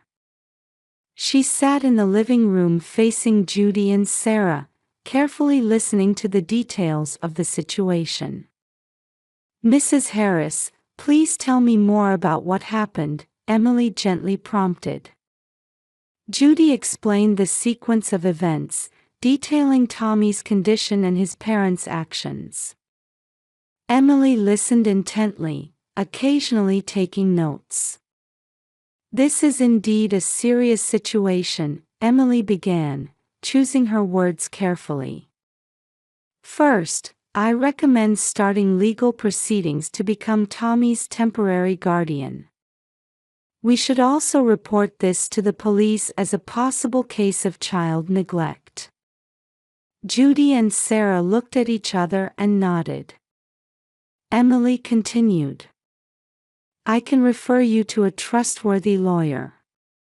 And I'll support you in reporting to the police. That afternoon, Judy met with the recommended lawyer, Martha Clark. Martha was an experienced female lawyer in her 50s, highly regarded in the field of child welfare. Mrs. Harris, let's start the petition to become your grandson's temporary guardian right away, Martha said firmly. We'll ask the court for an emergency protection order. This will allow you to act as Tommy's legal guardian even if his parents suddenly return. Judy's face showed relief. Thank you, Miss Clark. What should I do? Martha explained in detail the necessary documents and procedures, and Judy signed them on the spot. At the same time, with Emily's help, they reported to the police. They reported the possibility of child neglect, and a formal investigation was initiated. While legal proceedings were underway, Judy and Sarah devoted themselves to caring for Tommy. They took him to see Dr. Anderson, a local pediatrician, for a checkup and received instructions for appropriate treatment and nutritional management. Tommy's physical recovery is progressing well, Dr. Anderson told Judy after the examination. However, psychological care is also important. The sudden absence of his parents must be causing him great anxiety. Judy nodded, recalling Tommy's behavior. Indeed, Tommy had woken up several times in the middle of the night from nightmares, crying out, "Mom, Dad." Please continue to provide a stable environment and love as much as possible, Dr. Anderson gently advised. And if necessary, we should consider counseling with a child psychologist. From that day on, Judy and Sarah took turns caring for Tommy, ensuring that someone was always by his side. Tommy gradually began to smile again, but Judy's heart ached when she saw him staring into the distance at times. Tommy, it's okay. Grandma and Aunt Sarah are here for you. Judy gently hugged her grandson and kissed his forehead. Tommy nodded slightly and clung to Judy. Grandma, when are Mom and Dad coming back? Judy hesitated for a moment but answered gently. I'm sure it will be soon. Until then, Grandma and Aunt Sarah will take good care of you. Tommy softly replied, okay, and buried his face in Judy's chest. As Judy stroked her grandson's soft hair, she made a silent vow. I'll make sure you're happy, Tommy. no matter what. As night fell, a warm atmosphere filled Judy's house. Although legal issues were still unresolved, Judy strongly felt that protecting Tommy's smile at this moment was the most important thing. In the midst of busy days taking care of Tommy, Judy's cell phone rang. Her heart raced when she saw her son Scott's name displayed on the screen. "Hello, Scott." Judy's voice contained a coldness. "Mom, we're back." "Where's Tommy?" "He's not at home." Scott's voice sounded frantic. "Tommy is at my house. Come over right away." "Bring Linda too," Judy answered shortly and hung up. An hour later, Scott and Linda were standing at Judy's front door. Their tan skin and expensive-looking clothes told of their enjoyable trip. "Mom, what's going on?" Scott asked with a confused expression. Judy invited them into the living room and faced them with a stern expression. "Sit down. We need to talk." As Scott and Linda sat down, Judy took a deep breath and began to speak. "Do you know what happened to Tommy while you were on your trip?" Scott shrugged. "He was fine, wasn't he? We left food for him, and he can take care of himself." Anger flashed in Judy's eyes. "He wasn't fine. When I found him, Tommy was unconscious and collapsed." A gasp could be heard from Linda. Scott's face turned pale. But we. Scott stumbled over his words. Judy continued mercilessly. "Food poisoning. How did you think a 6-year-old child left alone could safely manage his meals?" Linda opened her mouth. "We value our child's independence. Tommy is a smart kid, so." "Independence?" Judy's voice rose. "Leaving a 6-year-old alone for 10 days is independence. That's neglect, it's abuse." Scott tried to argue, but Judy cut him off. "Listen. I heard you went to take care of someone else's children while leaving your own child behind. What were you thinking?" Scott and Linda looked at each other and started making excuses.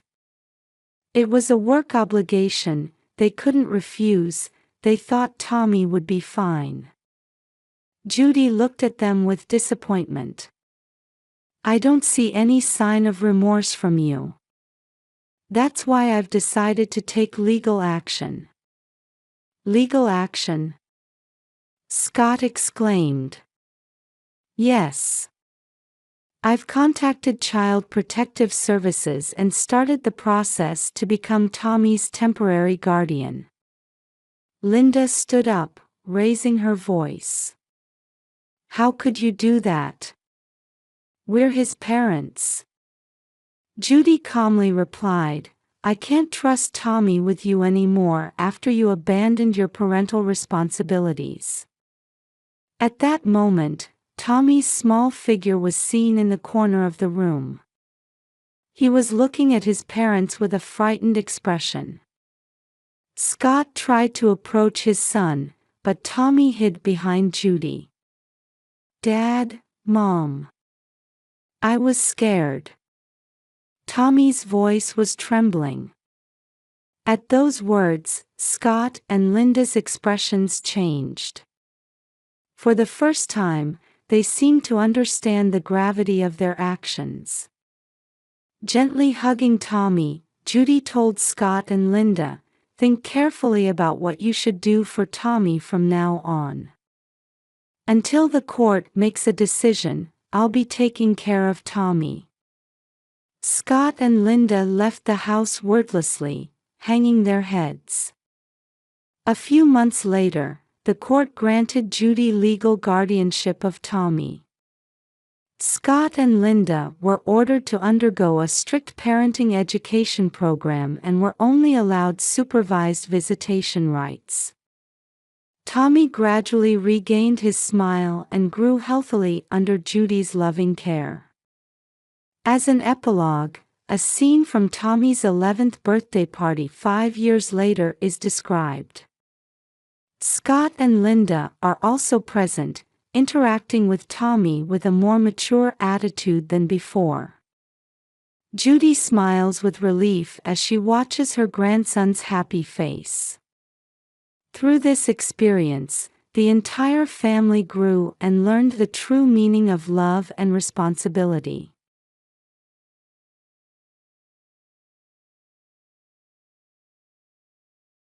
I can't take it anymore. I want to go to Mommy. My 5-year-old granddaughter pleaded with me, her eyes hollow and her body emaciated. I found her chained up in the storage shed where I had gone to sort through my daughter's belongings. Weren't you missing? And your mommy has passed away, sweetheart. I want to see my daughter too.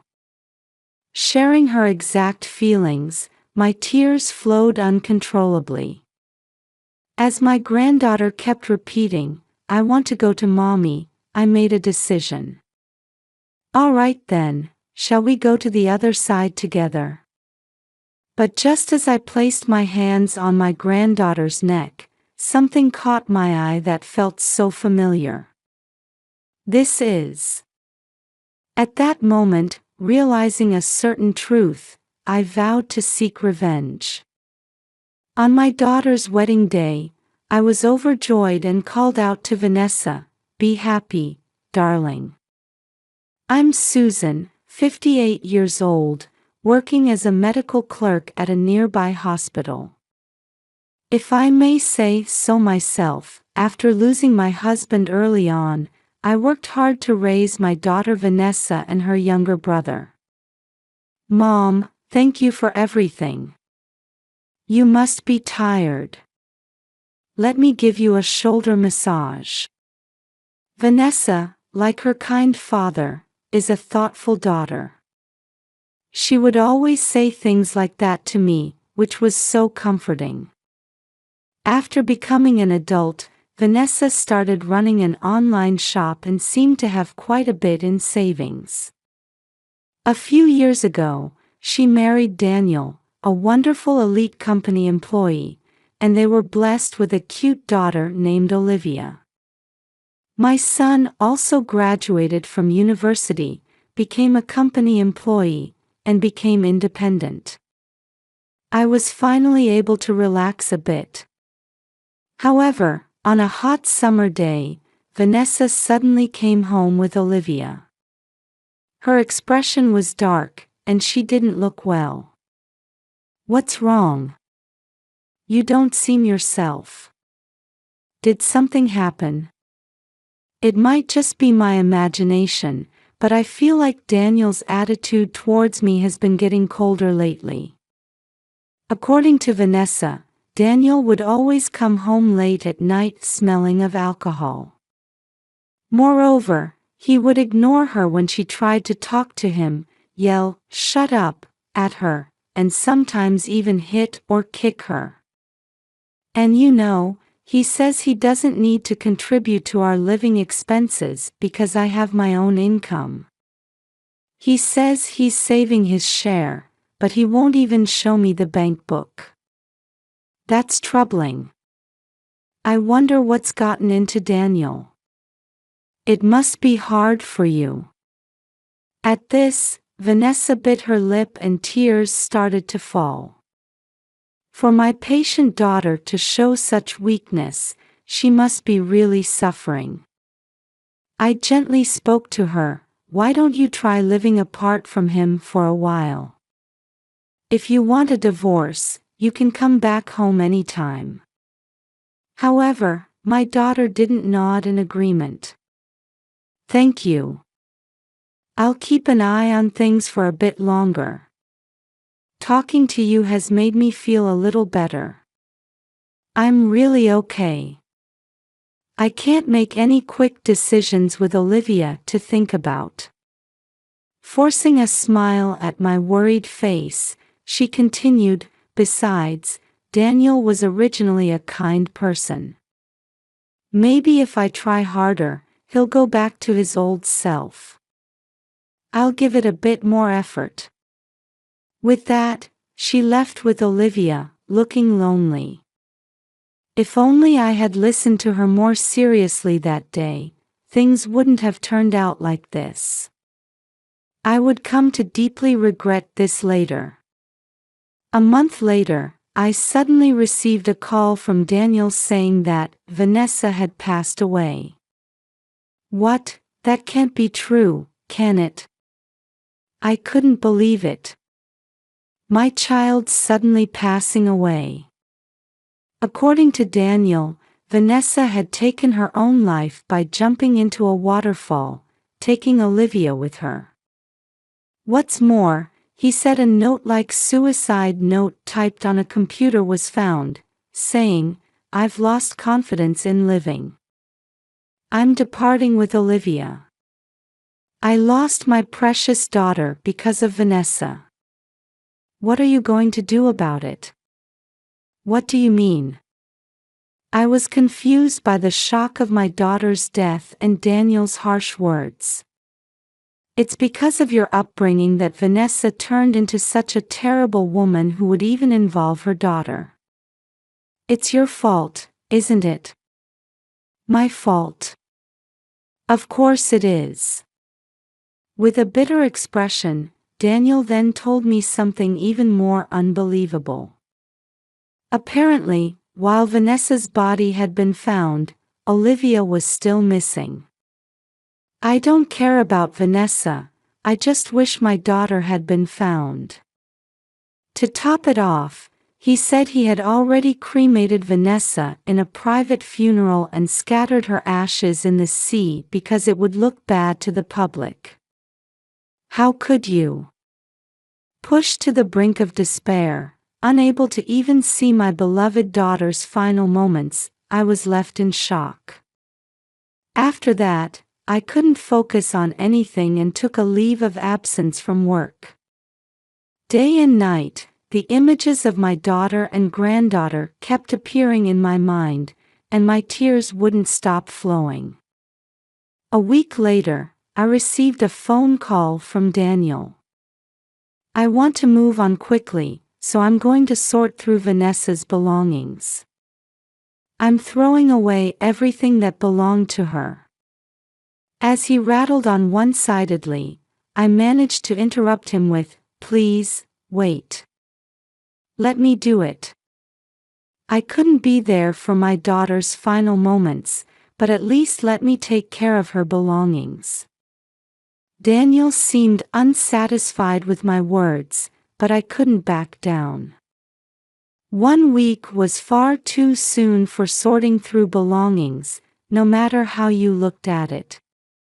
Plus, given that my daughter had consulted me before, I couldn't fully trust Daniel and wanted to check for any clues with my own eyes. So, unable to sit still, I went to my daughter's house the next evening. I couldn't reach Daniel, so I waited in front of the entrance, but even late into the night, he didn't come home. Left with no choice, I called Daniel again, only to be met with sudden anger. "It's inconsiderate to come without notice. I'm working late today, so go home. Besides, didn't I tell you I'd take care of Vanessa's stuff? Don't ever come to my house again. I'm sorry for bothering you when you're busy. But Vanessa gave me a spare key before, in case of emergencies. Can't I use that to go in?" "Of course not." "Geez, what a pushy old hag. I'll sue you." His cold words shocked me, but Daniel paid no mind and kept yelling before hanging up.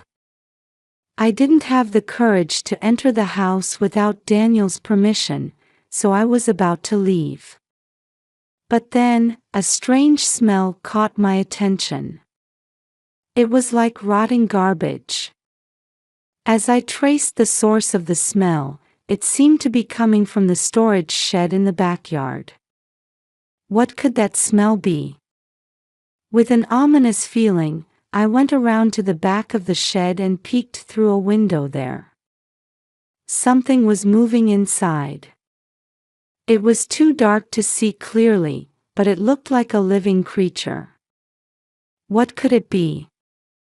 I felt a chill run down my spine, but I felt I couldn't leave it alone. I tried to open the shed, but the old lock was broken, and the door was blocked with something like a stick. Even so, after shaking the door violently a few times, I managed to open it. And as I nervously entered, a shocking sight greeted me. My granddaughter, who I had been told was missing, was chained up inside. Olivia. As I rushed over to her, my granddaughter slowly looked up at me with a puzzled expression. Grandma. Around Olivia were scattered empty lunch boxes with a rotten smell and half-eaten bread. Plus, there was a bucket with excrement in it. How terrible, you poor thing. I was more shocked by this situation than happy to find Olivia alive. I gently hugged my small granddaughter. However, Olivia, with her emaciated body and vacant eyes, whispered, "I can't take it anymore. I want to go to Mommy soon." Her words made my tears flow uncontrollably. "Grandma, take me to Mommy." "Yes, let's go together." Overwhelmed by the grief of losing my daughter, I put my hands on Olivia's neck, intending to go to the other world with her. That's when I noticed the necklace around Olivia's neck. It was the one I had given to Vanessa as a charm. There was also a key attached to the necklace that shouldn't have been there. "Where did you get this?" When I asked about the familiar key, Olivia told me, "This is." What Olivia said next shocked me to my core, and I felt my blood boiling with anger. So that's what happened. I absolutely cannot forgive this. I found some pliers in the shed and managed to cut the chain, then took Olivia to a certain place. This is how I decided to seek revenge on behalf of my daughter. The next day, Daniel barged into my home. His eyes were bloodshot, his brows furrowed, and his face was beet red. "You took Olivia, didn't you? She's my daughter. Give her back." Whatever do you mean? I've called you countless times and you didn't answer. It must be you. Daniel, his face getting redder as he yelled, didn't seem to realize he was contradicting himself. But wasn't Olivia missing? Daniel stumbled over his words for a moment, then glared at me. "How dare you call yourself a father after what you've done to her? She's just a spoiled brat who doesn't listen to her parents. I was just disciplining her. Besides, Vanessa took her own life because she was troubled by raising Olivia." Daniel started listing how unmanageable Olivia was. "This is the first I'm hearing of this. Of course I didn't tell you. You'd just spoil her. That's why I said she was missing. How I deal with my child is my right as a parent. It's none of your business. But chaining her up and locking her away goes beyond discipline. I'm going to report this." Suddenly, Daniel's lips curled into a smirk, and he started laughing. You don't have any proof. Oh, but I do. We should be able to get a medical report too. I showed him the pictures of Olivia I had taken on my phone. When did you? Give me Olivia. Daniel lunged at me, trying to grab my phone. Just then, someone came out of the next room shouting, "Stop," and grabbed Daniel's arm. It was my son. Why are you here? Let go of me. Actually, when I told my son yesterday about finding Olivia, he rushed over to help. Daniel, now pinned down by my son who had been trained in American football during his college days, looked pathetic. We know that you stole Vanessa's savings and that you beat her up when she found out about your affair. Daniel looked at me suspiciously, asking, "How do you know all that?" Vanessa told me. Huh? She's alive. Daniel's face turned pale with shock. I told him about the situation when I met my daughter. Actually, the key attached to Olivia's necklace was for my old family home. It's now vacant, but we kept it for sentimental reasons. And at that time, Olivia had pleaded, "Mommy said this necklace was a charm. Mommy is hurt. Please help." Hearing this, I saw a glimmer of hope that my daughter might still be alive. After rescuing Olivia, I headed straight to my old family home and found Vanessa collapsed there. "Vanessa, hang in there." As I lifted her up, I heard a faint whisper, "Mom." Olivia also clung to Vanessa, crying, "Mommy. I missed you." I quickly called 911, and Vanessa was rushed to the hospital and saved. The doctor said that if we had been a little later, she would have lost her life. Olivia was also in poor nutritional condition, so she was admitted to the hospital as well. Thus, I felt joy from the bottom of my heart at the safety of my daughter, whom I thought I would never see again. But at the same time, my whole body burned with anger towards the person who had put my daughter and granddaughter through such a terrible ordeal. Later, I heard the whole story from Vanessa after she regained consciousness in the hospital. Apparently, while cleaning, Vanessa had discovered evidence of Daniel's affair and the fact that he had embezzled her money from his computer, and she had confronted him about it. He flew into a rage and beat and kicked her, injuring her. When Vanessa, feeling a sharp pain in her kicked stomach and becoming dizzy, asked Daniel for help, he just laughed and went to the bedroom. Feeling it was dangerous to stay at home, Vanessa fled with Olivia's help. They managed to escape from the house, but Vanessa had been robbed of her bankbook, wallet, and phone by Daniel. With no other choice, she staggered for about an hour until she reached my old family home. Olivia, trying to help her mother, went back home to get Vanessa's phone and wallet while she was sleeping, and that's when her father caught her. But even when chained up, Olivia never revealed Vanessa's whereabouts, no matter how many times she was asked. Vanessa and Olivia were on the brink of death. Vanessa was pale and barely breathing. Even if she had escaped, it was only a matter of time. Daniel spoke lightly. Olivia wouldn't talk, and there was no contact from anywhere, so I just thought they had gone to the other world somewhere out of sight. Thinking Vanessa was dead, Daniel created a suicide note on the computer to make it look like Vanessa had taken her own life. Furthermore, he decided to keep Olivia locked up in the shed, planning to send her to the other world eventually. It was just a marital quarrel. The affair was just a game. Vanessa's alive now, so isn't that enough? That's not the point. I'm recording this conversation too, and I'm going to report it to the police.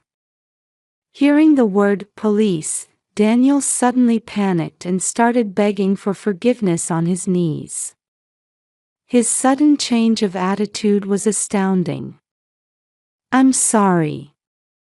I'll break up with my affair partner and be kind to Vanessa from now on, so please don't involve the police. I can't believe anything you say. When I refused him like this, he tried to cling to my arm. If I get arrested, Olivia will be left without a father. Is that okay with you? I brushed away Daniel's hand as he pleaded with tears in his eyes, desperately trying to save himself. She'd be happier without a father like you. But at that moment, the police arrived and took Daniel away.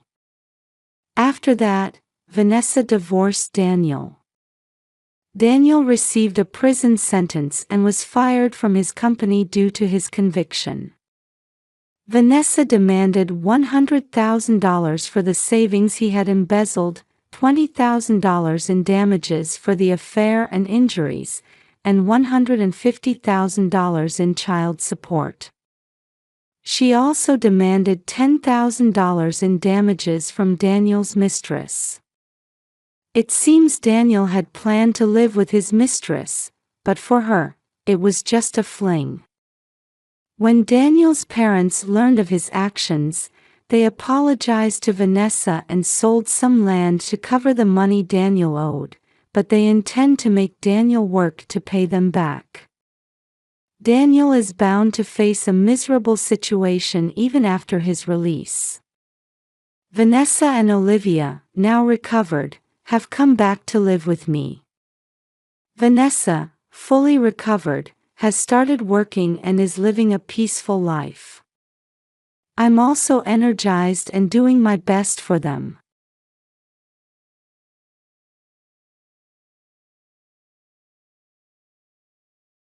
My name is Sarah Thompson. I'm a 35-year-old single mother living with my 6-month-old son, Ethan. We reside in Grand Rapids, Michigan, where I work as an account manager at a local advertising agency.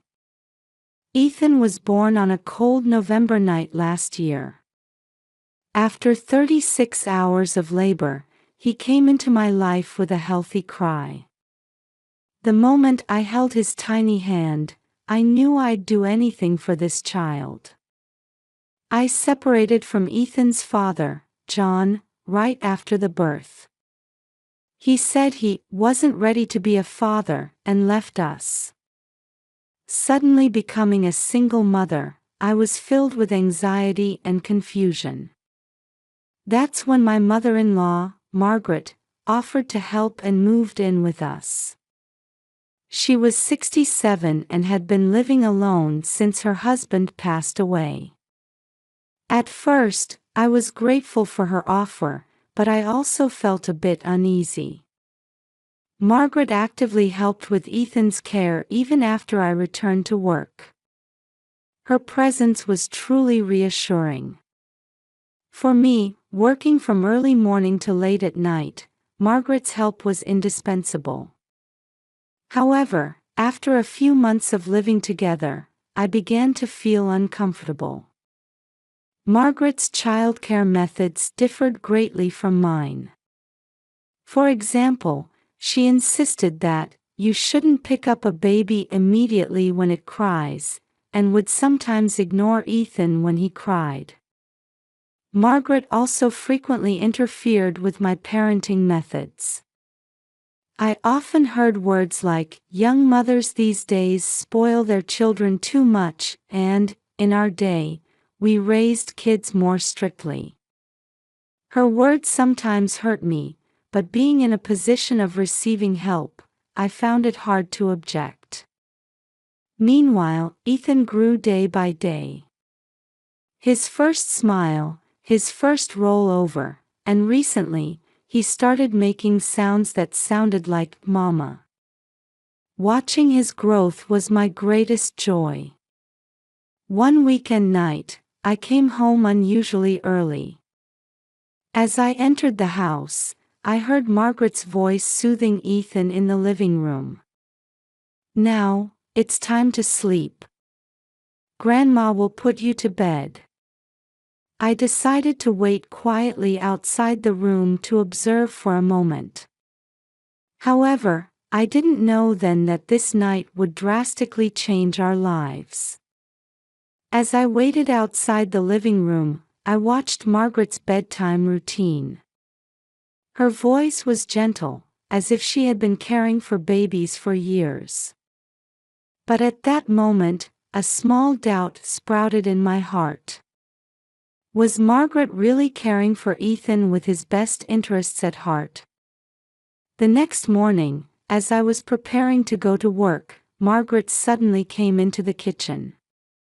"Sarah, I saw how you put Ethan to bed last night. You need to be stricter," she said. I turned around in surprise. "What do you mean?" Margaret continued, "You shouldn't pick up the baby immediately when it cries. It's important to let them cry a little to develop independence." I couldn't hide my confusion at her words. "But Ethan is only 6 months old. I think it's too early to demand independence from a baby." Following this conversation, Margaret's interference in childcare increased dramatically. She constantly negated my parenting methods and tried to impose her own ways. "You're breastfeeding too often, you're holding him too much, reading picture books is pointless at this age." I was bombarded with criticism almost daily. I gradually began to accumulate stress. While grateful for Margaret's presence, I was pained by her overly intrusive attitude. When I returned from work, I felt like Margaret was even taking away my time to care for Ethan. One day, I mustered up the courage to say to Margaret, "Mom, I'm Ethan's mother too. I have my own way of raising him." However, Margaret looked at me coldly and replied, "You're too young to understand. Follow my experience." These words almost broke something inside me. I felt deeply hurt, as if my ability to parent had been denied.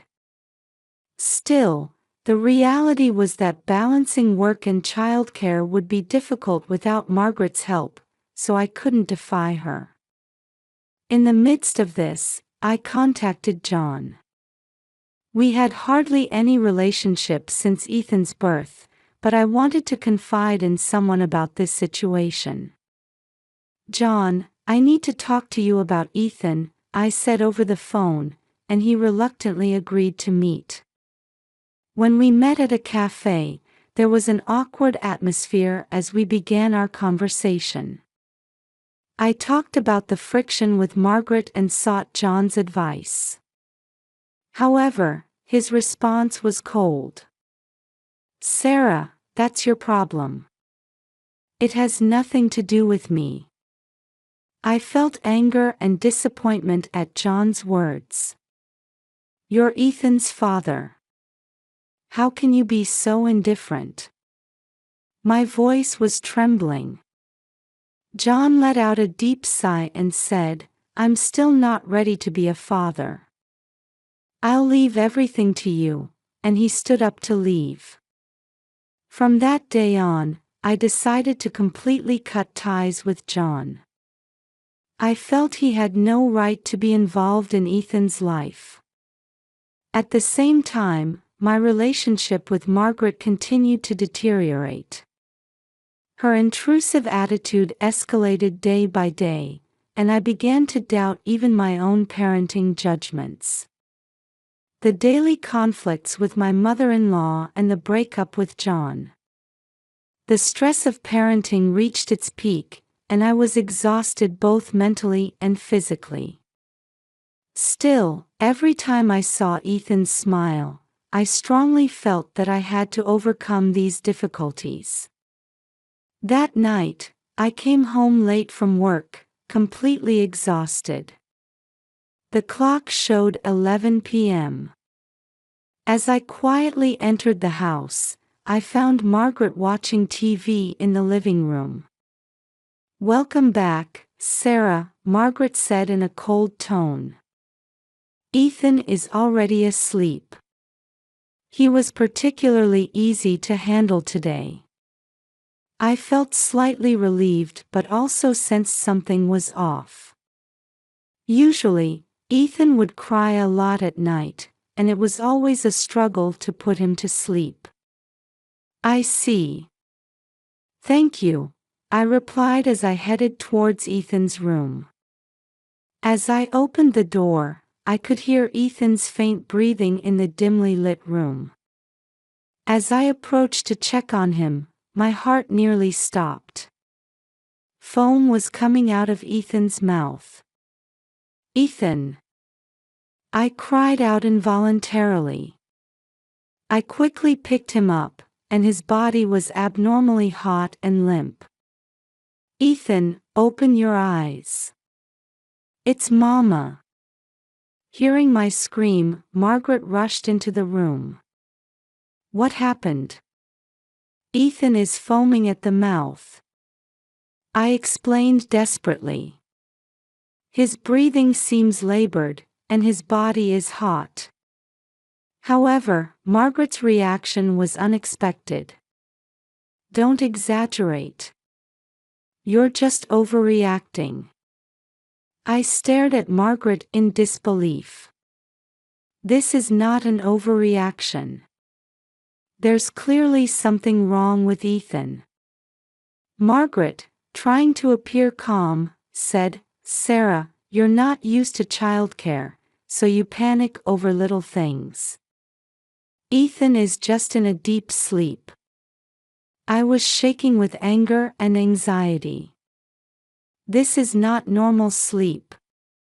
I'm calling an ambulance." As I reached for the phone, Margaret grabbed my arm. "Stop it. There's no need to take him to the hospital." At that moment, something snapped inside me. I shook off Margaret's hand and said firmly, "Ethan is my son. I will protect him." I quickly grabbed my cell phone and dialed 911. "Please help, my baby is foaming at the mouth and seems to be having trouble breathing," I explained while following the operator's instructions and holding Ethan close. As the sound of the ambulance siren approached, Margaret stood in the corner of the room with a disgruntled expression. "You're really overreacting.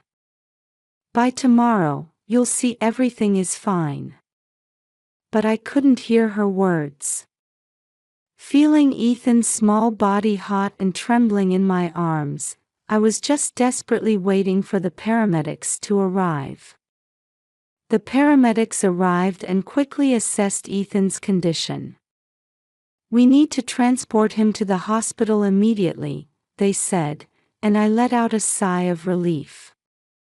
As I was about to get into the ambulance, Margaret called out, "I'll come with you."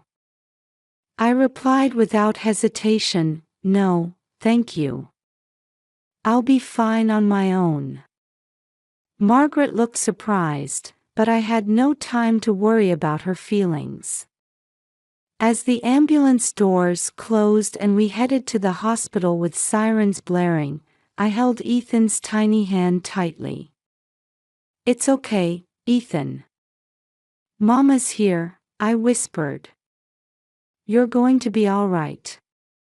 In the ambulance, I reflected on the recent events.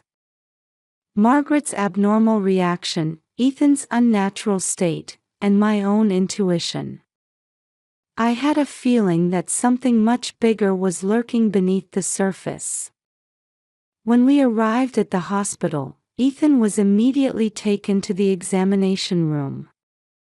I waited in the waiting room, trembling with anxiety and fear for the doctor's diagnosis. At this point, I still didn't know about the terrifying truth that was about to be revealed. In the hospital waiting room, I spent a long time praying for my son's safety. Eventually, Dr. Thompson appeared and called me into the examination room. "Mrs. Thompson, please have a seat." His expression was serious. "We need to talk about Ethan's condition." I sat down with trembling hands and listened to the doctor's words. "We've got Ethan's blood test results. A significant amount of benzodiazepine-class drugs was detected in his system." I was at a loss for words. Drugs. But how? Dr. Thompson continued cautiously, "This type of drug is typically used to treat anxiety or insomnia. However, it should never be administered to someone of Ethan's age. His symptoms are clearly due to an overdose." Various thoughts swirled in my head. I couldn't understand how Ethan could have ingested such drugs. "Mrs. Thompson, in situations like this, we are obligated to report to Child Protective Services," the doctor said quietly. At those words, I came to my senses. "Wait, please. I would never do anything to harm my son. There must be some explanation for this." Dr. Thompson looked at me with sympathetic eyes. "I understand. However, this is a serious situation. Ethan's safety must be our top priority." When I returned to the hospital room, my heart ached at the sight of Ethan receiving an IV drip. Looking at the tubes connected to his small body, I made a decision. I must uncover the truth behind this.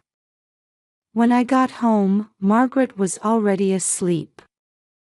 I quietly entered Ethan's room and started searching for any clues.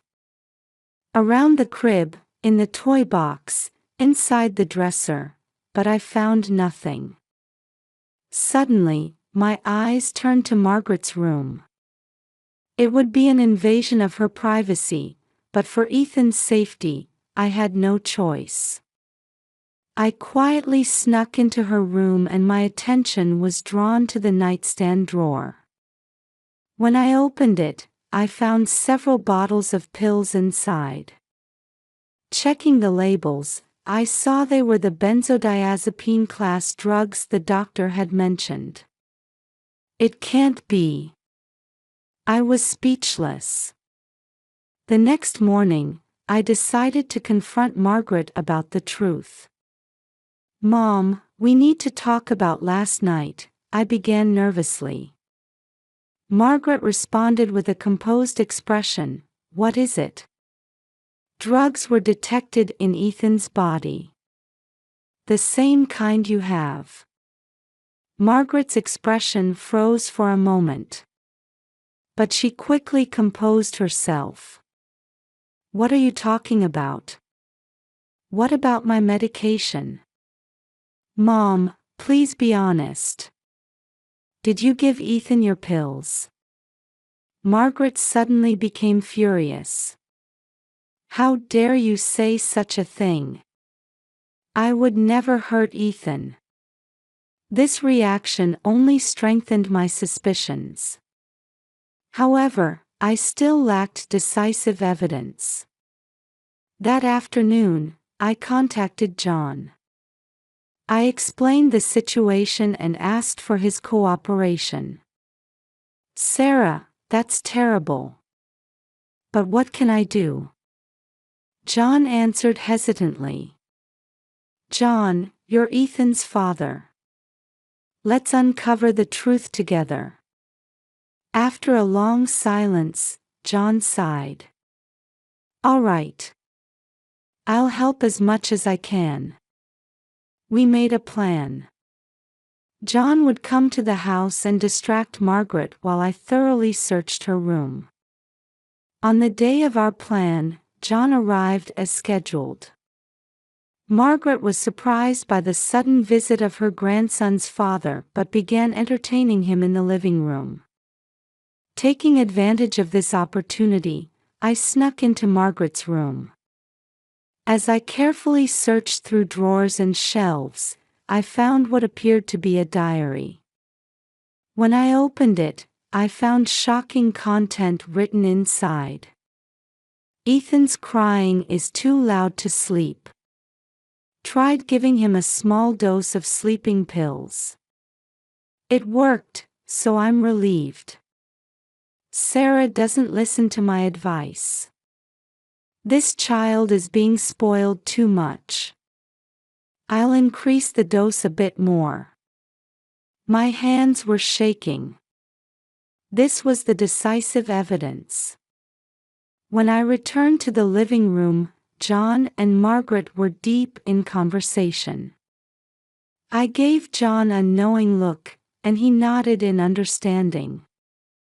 Margaret, we need to talk, I said with a trembling voice. Margaret looked puzzled. What is it? I know everything.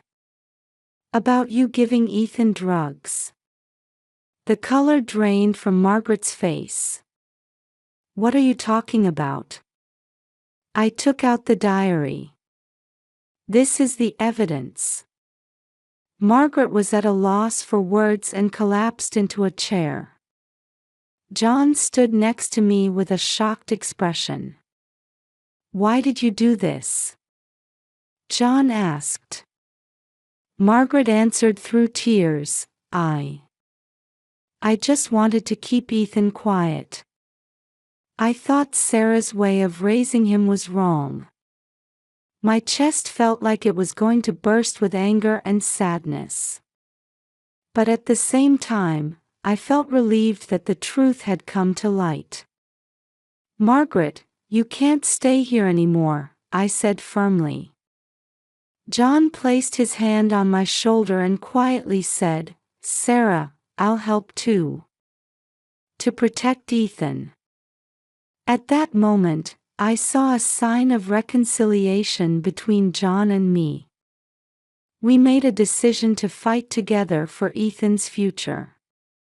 After Margaret's confession, the atmosphere in the room was tense. I took a deep breath and considered my next move. Margaret, your actions are unforgivable. You put Ethan's life at risk, I said as calmly as I could. Margaret looked up, this time with eyes full of anger. What do you know? I was thinking of Ethan's best interests. That's not love, I interrupted. Your actions are abuse. At those words, Margaret's expression contorted. Abuse? Don't be ridiculous. She stood up and walked towards me. John tried to intervene, but I stopped him with my hand. This issue had to be resolved by me. Margaret, I can't let you stay here anymore. I'm going to call the police, I announced with a shaking voice. At that moment, madness flickered in Margaret's eyes. You don't understand anything, she screamed and suddenly lunged at me. John moved quickly to restrain Margaret. Mom, stop it. Taking advantage of this, I pulled out my phone and called 911. Please help. A family member has been giving drugs to my baby. She's becoming violent now. For the few minutes until the police arrived, the room was filled with an eerie tension. Margaret, still restrained by John, glared at me with hatred. When the police officers entered the house, I let out a sigh of relief. I explained the situation and submitted the diary as evidence. "Margaret Thompson, you're under arrest on suspicion of child abuse," the officer announced, and the color drained from Margaret's face. As I watched her being handcuffed and led away, I was overwhelmed with complex emotions. Anger, sadness, and a bit of relief.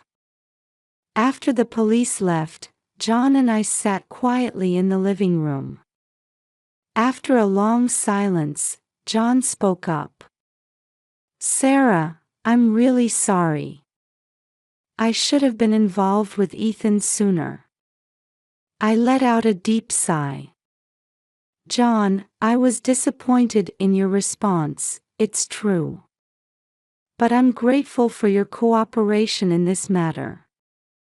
John looked at me with a serious expression. "From now on, I want to work together for Ethan's sake." Those words lit a small flame of hope in my heart. A few weeks later, Ethan fully recovered and returned home. Seeing his smile made me feel that all the difficulties we had overcome were worth it. True to his word, John became actively involved in parenting. It became a regular sight to see him taking Ethan to the park on weekends or reading picture books together.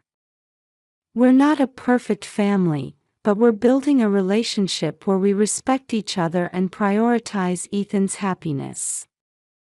One day, when Ethan called me Mama for the first time, tears welled up in my eyes. I was filled with gratitude for having overcome the hardships and made it this far. The future looks bright and full of hope. I believe we can surely give Ethan the best life possible. With this belief, I continue to move forward.